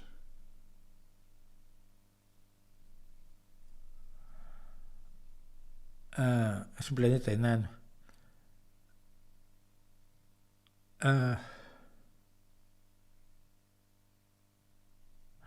Dije que al madurar dejé atrás cierta afición por Pedro Infante. No, dejé de ver sus películas, de repetir sus películas. Fui adquiriendo una apreciación distinta de la lacrimogenicidad de nosotros los pobres, ustedes los ricos y Pepe el Toro. A ver, son películas para la sensibilidad de los años 40 y una sensibilidad altamente manipulada por una industria cinematográfica que era como era la industria cinematográfica mexicana, que lo de la Edad de Oro lo discutimos cualquier otro día. Pero eso no quiero decir, no hay nada rescatable de él como artista, ídolo popular, estrella de cine. Sí, a ver, para ser una persona que nunca estudió actuación era un excelente actor. A mí siempre me ha gustado su voz, me parece un gran cantante, me parece un excelente comediante. Me gustan muchas cosas que hizo, sobre todo de comedia. Pienso, por ejemplo, en Los Tres Compadres. Y me parece un buen cantante y la música de Pedro Infante la oigo con gusto y me llama mucho la atención porque es una voz no educada, como engrana de una manera divertidísima con la voz de Jorge Negrete, que era un hombre que había estudiado ópera. Entonces son 2 músicos, 2 cantantes populares de los años 40, uno con un bagaje enorme en cuanto al manejo de la voz y el otro un carpintero absolutamente silvestre, que sin embargo canta muy bien. Entonces, claro, yo creo que Pedro, cuando quieres escribir el México de los años 40 tienes que escribir, y los años 50 tienes que escribir a Pedro Infante, ¿no? Tienes que escribir hasta los mitos de Pedro Infante. Mi familia, por ejemplo, mitificaba que Pedro Infante era muy de izquierda. Y como Pedro Infante era muy de izquierda, se había matado pilotando su propio avión, esto es cierto, porque le estaba llevando armas a Fidel Castro a Cuba. Si es cierto o no es cierto, un poco da igual. Lo importante es que esa era la percepción que se tenía de Pedro Infante como también un héroe popular. No tengo nada en contra de él, simple y sencillamente que en este momento me pongo a ver cualquiera de estas 3 películas en concreto, Nosotros los pobres, ustedes los ricos, y Pepe el Toro, y pues me da vergüenza ajena porque sí es una onda lacrimógena muy pasada de rosca, ¿no? Y una idealización de la pobreza en la que se empeñó demasiado el cine de los años 40, que pretendía así justificar un estatus que quienes manejaban la industria del cine pues no tenían esperanza alguna o interés alguno en que se cambiara, ¿no? Vamos a dejarlo allí, pero sí no es nada que sea yo tremendamente enemigo brutal de Pedro Infante ni cosa por el estilo, no, hombre, no.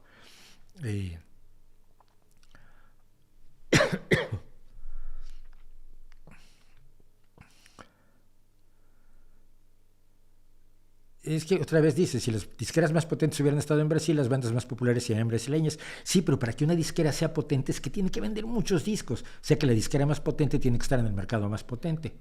Da. ¿Dónde crees que está el mercado más potente de salsa teriyaki? Pues en Japón, porque es donde tiene mercado.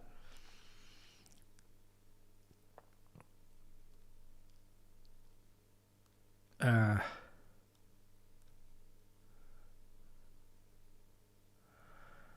madrugar en invierno es mortal, especialmente cuando estamos a 2 grados en la calle, sí, o menos. Bueno, tener en cuenta la distancia de la casa a la escuela, sí. Sí, yo vi que el otro día uno estaba enojado, un tipo de la derecha española estaba enojadísimo porque se habla de la ciudad de los 15 minutos, ¿no? A ver, yo vengo de una de las ciudades más grandes del mundo, que es la Ciudad de México. Gijón me queda pequeño, Gijón me ha quedado pequeño desde el principio, te encuentras a demasiada gente que conoces. En México, cuando te encuentras con alguien a quien conoces, lo cuentas. Uy, el año pasado una vez me encontré a fulanito, pero no te encuentras a nadie, es una ciudad absolutamente anónima y masificada y me cae bien, me caía muy bien a mí. Pero Gijón me parece pequeño, pero a raíz de la pandemia, el estudio que yo tenía en el centro de la ciudad lo pasé aquí, que es a 3 calles de mi casa. El otro día me di cuenta que me paso semanas sin salir del barrio. O sea, el centro de salud está aquí enfrente, la farmacia está una calle más para acá, mi dentista está 2 calles para allá, al perro lo paseo en el jardín, mi hijo juega en un centro deportivo que está aquí atrás, en un centro municipal. Y entrena en una pista de baloncesto callejero que tienen aquí junto. Y no tengo que salir del barrio más que cuando quiero salir del barrio, lo cual está muy bien. O sea, salgo los sábados porque voy al partido de baloncesto del primer equipo del club donde está mi hijo. Vamos a tomar algo, vamos al cine, vamos al teatro, vamos a un concierto, pero no tengo que ir a hacer cosas al centro como tenía que hacer antes. De todos modos, siendo yo un animal flor de asfalto de ciudad enorme, me gusta esta idea de que puedo buena parte de mi vida llevarla a cabo en una ciudad de los 15 minutos, que es este barrio. Que este fue un trabajo que, lo voy a decir porque si no reviento, hizo el Partido Socialista al tratar de hacer los centros municipales y los centros de salud en los barrios, en vez de tener todo centralizado en el centro de la ciudad como se solía hacer antes. Esto fue una cosa que hizo el alcalde Vicente Álvarez Cereces, a quien se le quiere muchísimo. Los centros municipales, donde todas las cosas que antes tenías que ir al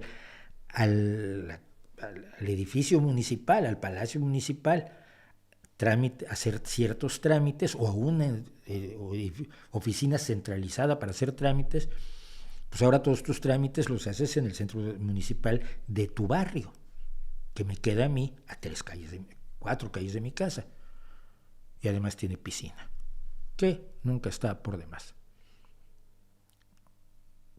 Que me veo, dice Alejandro Aguilar López, que me veo mejor ahora que cuando era joven. Gracias, muy amable, pero igual sí, ¿no? La isla se llama Sentinel, sí, donde murió aquel hombre, pobrecito, Chow creo que se llamaba.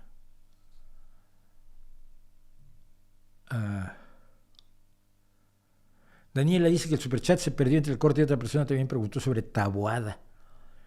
Me preguntaron sobre Taboada, ni lo conozco a él ni a su cine, y quizás debería conocerlo, por cierto.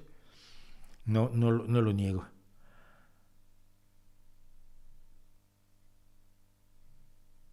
Dice, ¿considera que la teoría de las inteligencias múltiples es una teoría pseudocientífica? Sí.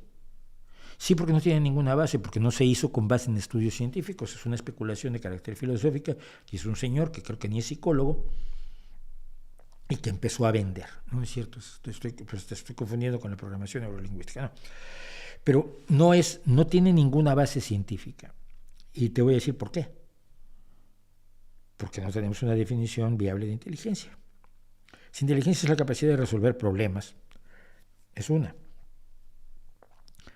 Si las empiezas a separar, ¿cuáles son los criterios científicos para separar la inteligencia emocional de la inteligencia... ¿Cuál? La inteligencia no emocional no existe, tu cerebro funciona con emociones. Esa idea de que nuestro cerebro está partido en trozos es muy frecuente, es muy recurrente, y cada vez que la neurociencia los aborda, las demuele. La separación de hemisferios. Ay, es que este es creativo y este es reflexivo. No es cierto. Cuando se hacen estudios de neurociencia se ve que el cerebro funciona todo para hacer todo. Cuando tú sientes algo, piensas en ello, y cuando tú piensas en algo, lo sientes. No hay dos. Yo tenía alguna vez di una charla sobre el tema y tenía una camiseta que decía: no tienes dos cerebros, uno para pensar y otro para sentir. Piensas y sientes con el mismo cerebro, y todo tu cerebro está operando al mismo tiempo cuando funcionas, cuando ves algo que te gusta, cuando ves algo que te disgusta. Si ves un tigre y dices: le tengo miedo, estás sintiendo y pensando a la vez. Por eso los matemáticos pueden hablar de fórmulas que les resultan muy elegantes, o de experimentos que les resultan muy bonitos, porque hay un elemento de pensamiento y de emoción en todo lo que hacemos. No está compartimentalizado en nuestro cerebro como querían que lo estuvieran los frenólogos del siglo XIX. Entonces, no veo, si alguien me lo demuestra, por supuesto lo aceptaré, pero no veo cómo se separan las inteligencias y se clasifican. Porque la inteligencia es una y la gente la dedica a una cosa u otra. Algunos se dedicarán al ajedrez, Messi la dedicará a hacer el fútbol que hace, otros la dedicarán a hacer ingeniería, otros a pintar muy bien, otros a hacer obras maravillosas para el violín, y otros para lo que sea. Pero ¿cómo mides la inteligencia? Todos los test de inteligencia, y tengo un vídeo dedicado precisamente a eso, todos los test de inteligencia son absurdos en el sentido de que lo que están analizando son inteligencia espacial, capacidad matemática y espacial. Entonces, generalmente las pruebas son matemáticas, aritméticas o espaciales. Y si estos tres puntitos y estas dos rayitas se mueven así estas tres veces, ¿cómo están en la cuarta vez? Eso es un tipo, es una aplicación de la inteligencia. Puede ser que en esa yo sea malísimo y sea buenísimo en otra, y eso no quiere decir que haya una inteligencia para esto y otra para otra cosa. Es la misma. Es la mano. No hay una mano que pinta y otra mano que construye, no hay una mano de albañil y otra mano de agricultor, no hay una mano de camarógrafo de cine y otra mano de actor. Es la misma mano utilizada de diferentes maneras. Y nuestro cerebro, según dicen todos los estudios neurocientíficos a los que yo he tenido acceso, nuestro cerebro funciona como un todo, como una mano que utilizas para ciertas cosas o no las utilizas para otras. Y ya. Y lo puedes entrenar para hacer ciertas cosas, y hay cosas para las que igual no sirves. Hasta donde yo sé.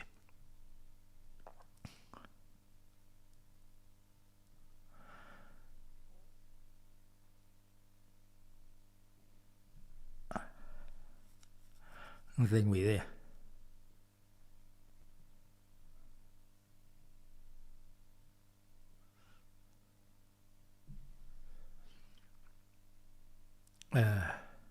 Carlos Rusafón no lo he leído.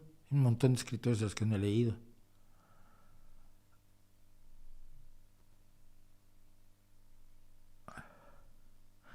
¿Qué opina de David Wengrow, el antropólogo que desmiente a Pinker? No creo que el antropólogo desmienta a Pinker.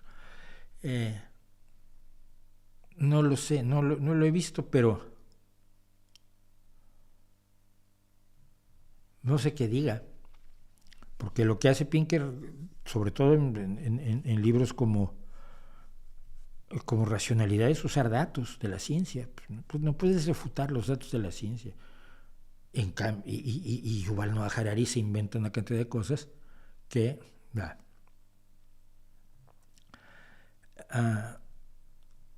que no se pierda la bonita costumbre de decir viva the warning, que viva the warning. No sé, hay gente, me preguntan de gente que no sé. Muchas gracias a Mónica Real por el superchat, muchas gracias a Manuel Montiel por el superchat. ¿Cuál es el modelo económico de la democracia? No hay un modelo económico de la democracia, hay varios modelos económicos dentro de la democracia, desde el neoliberalismo hasta el socialismo, hasta el del socialismo democrático. Vamos a terminar en estos minutos con esto que también me llama la atención. Resulta que López Obrador intentó cambiar la Constitución para modificar el Instituto Nacional Electoral y no lo consiguió. Entonces tiene un plan B, que a mí no me queda muy claro tampoco cuál es. Pero ese plan B implica que se le van a reducir el personal, la autonomía, la capacidad de castigo a quienes cometan delitos electorales y los recursos al Instituto Nacional Electoral. Probablemente, no estoy seguro, pero supongamos, para efectos del diálogo, que esto lo hace López Obrador con las mejores intenciones del mundo. Este Instituto Nacional Electoral es enormemente poco confiable y por eso él ganó las anteriores elecciones, porque es muy poco confiable. Tenía que haberlas ganado otro. No, espera, ahí no va la cosa. El INE es muy confiable porque le dio el triunfo a López Obrador. Eso me lo contaron en 2018, me parece. Ese es el cuento que me contaron en 2018. El problema es que la hegemonía que pretendía establecer Morena le está haciendo aguas por varios lados. Yo no sé si es con buenas o con malas intenciones. No lo puedo saber porque nadie sabe lo que ocurre dentro de la cabeza de López Obrador. Y quizás es mejor así. Ayer que lo oía yo despreciar nuevamente a las personas que tienen posgrados y licenciaturas y esas cosas horrorosas, es licenciado. Y que dicen que están en contra de él, pues a él le da igual, porque su trabajo es convencer a personas que tienen la mente más en blanco.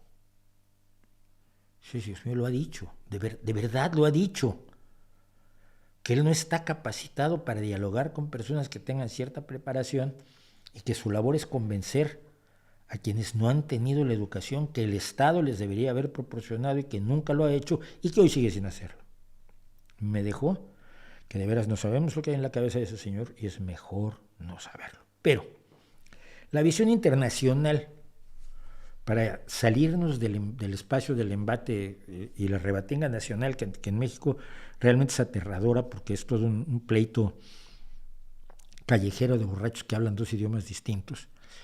Tengo lo que dijo el New York Times. Los legisladores mexicanos aprobaron amplias medidas para reformar la Agencia Electoral de la Nación, asestando un golpe a la institución que supervisa las votaciones y que ayudó a alejar al país del gobierno de un solo partido hace 2 décadas. Sí, en el año 2000, cuando Vicente Fox ganó las elecciones, se esperaba que no las ganara, y cuando las ganó, entre otras cosas, al parecer por un pacto que hubo antes entre el PAN y el PRI. Los cambios, sigue diciendo el New York Times, que reducirán el personal de la agencia electoral, disminuirán su autonomía y limitarán su capacidad para castigar a los políticos por infringir las leyes electorales, son los más significativos de una serie de acciones del presidente mexicano para socavar las frágiles instituciones del país. Parte de un patrón de los desafíos a las normas democráticas en todo el hemisferio occidental. Y eso es lo que lo hace más sospechoso y más problemático. En todo el hemisferio occidental, es cierto, hay acciones destinadas a quitarse de encima los aspectos más incómodos de la democracia. Una de las esencias de la democracia, tengo un bigote dentro de la nariz, me van a perdonar ustedes, pero muchos no lo saben, pero a los que tenemos el pelo rizado a veces los bigotes nos crecen mirando hacia arriba, se meten en la nariz y dan una lata espantosa y siento mucho el aspecto que da. Bueno, decía yo, una de las características de la democracia es precisamente que puedes hacer la transmisión de poderes entre personas que piensan distinto sin darse de cañonazos, ni de balazos, ni de navajazos. Lo que se llama la transmisión ordenada y pacífica del poder, la alternancia en el poder.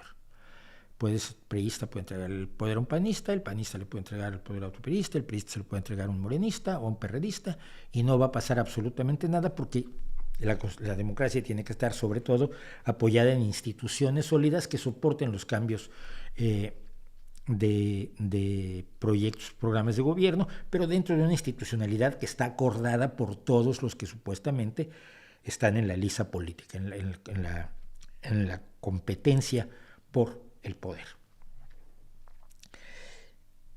Esto no le gusta a Donald Trump cuando pierde las elecciones y trata de revertir los resultados de las elecciones y, por supuesto, dar un golpe de Estado como lo intentó el 6 de enero de 2020. Esto no le gusta a Bolsonaro, que ha intentado hacer exactamente lo mismo. Esto no le gusta a la portavoz fundamental del neonazismo estadounidense en el Congreso de los Estados Unidos, Marjorie Taylor Greene, quien esta semana acaba de pedir que se separen el país en estados azules y rojos. Los rojos son los republicanos y los azules son los demócratas.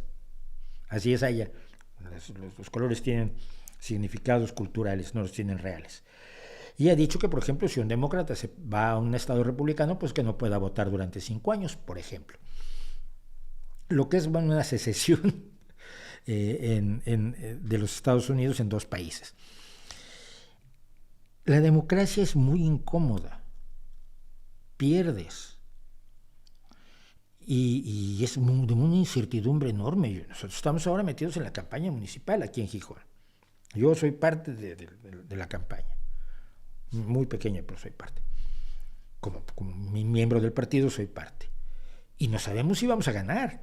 Estamos trabajando para ganar, estamos dando ideas. Ayer tenía yo una reunión con el secretario general hablando de ciertas ideas que tengo, porque a lo mejor podemos acceder a una serie de personas que pueden votar por nosotros. Hay que convencerlos, hay que hablar con ellos. Y hasta el día que votas no sabes. Eso es rete incómodo, era muy incómodo el PRI. Hacías elecciones y ganaba el PRI. Ibas a votar, votabas contra el PRI, ganaba el PRI. O no votabas y ganaba el PRI. Eso era súper cómodo, tan cómodo que lo quieren reeditar muchas personas en la actualidad. Muchas personas que quieren demoler parte de las instituciones democráticas para instaurar autoritarismos amables o democracias iliberales, como les llama el impresentable de Víctor Orbán, el primer ministro húngaro. Esto es lo que dice el New York Times. El presidente Andrés Manuel López Obrador, cuyo partido y sus aliados controlan el Congreso, argumenta que las medidas ahorrarán millones de dólares y harán más eficiente la votación.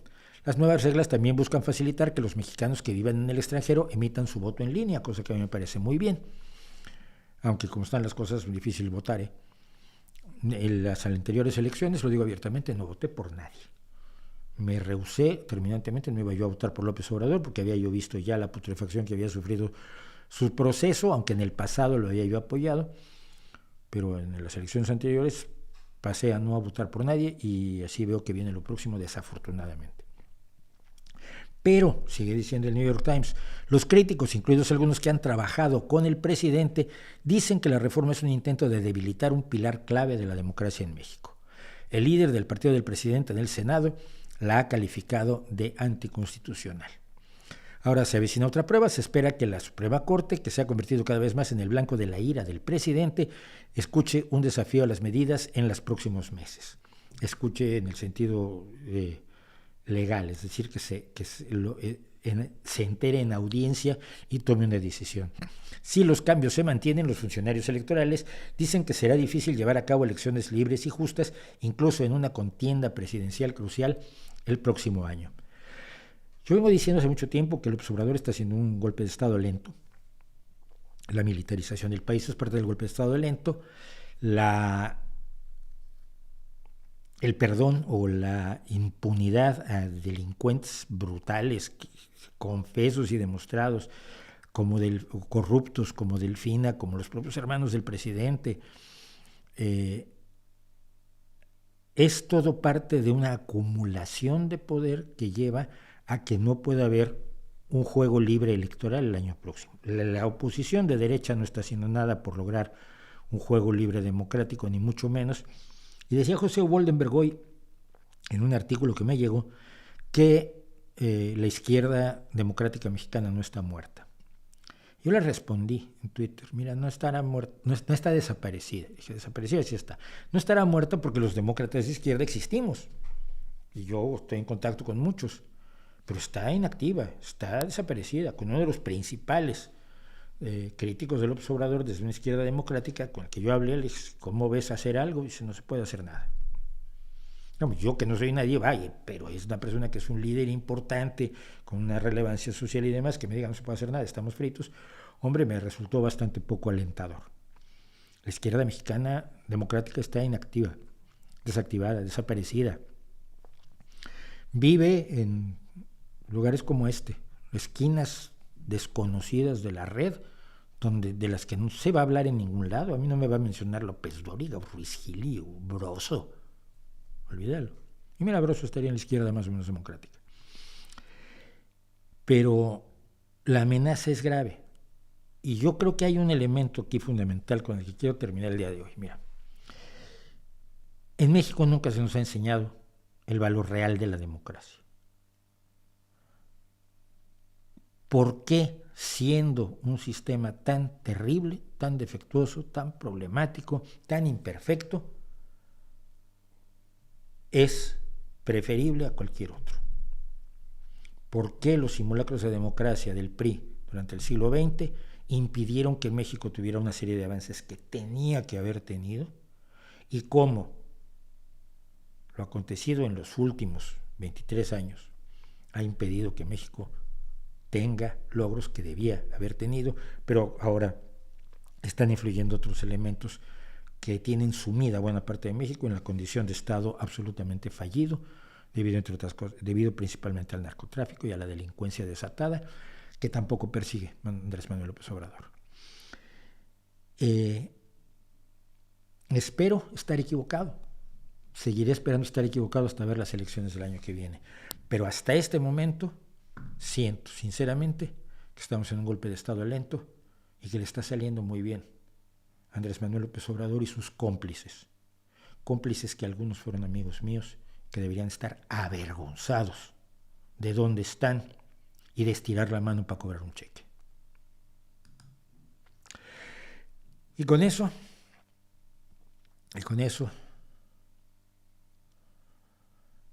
termino yo el día de hoy, porque ya es tardísimo, porque tengo que hacer cosas, tengo que acostar a mi niño, tengo trabajo, tengo ganas de hacer el vídeo de la próxima semana y tengo que dejarlos a todos ustedes aquí diciéndoles, como siempre, que piénsenlo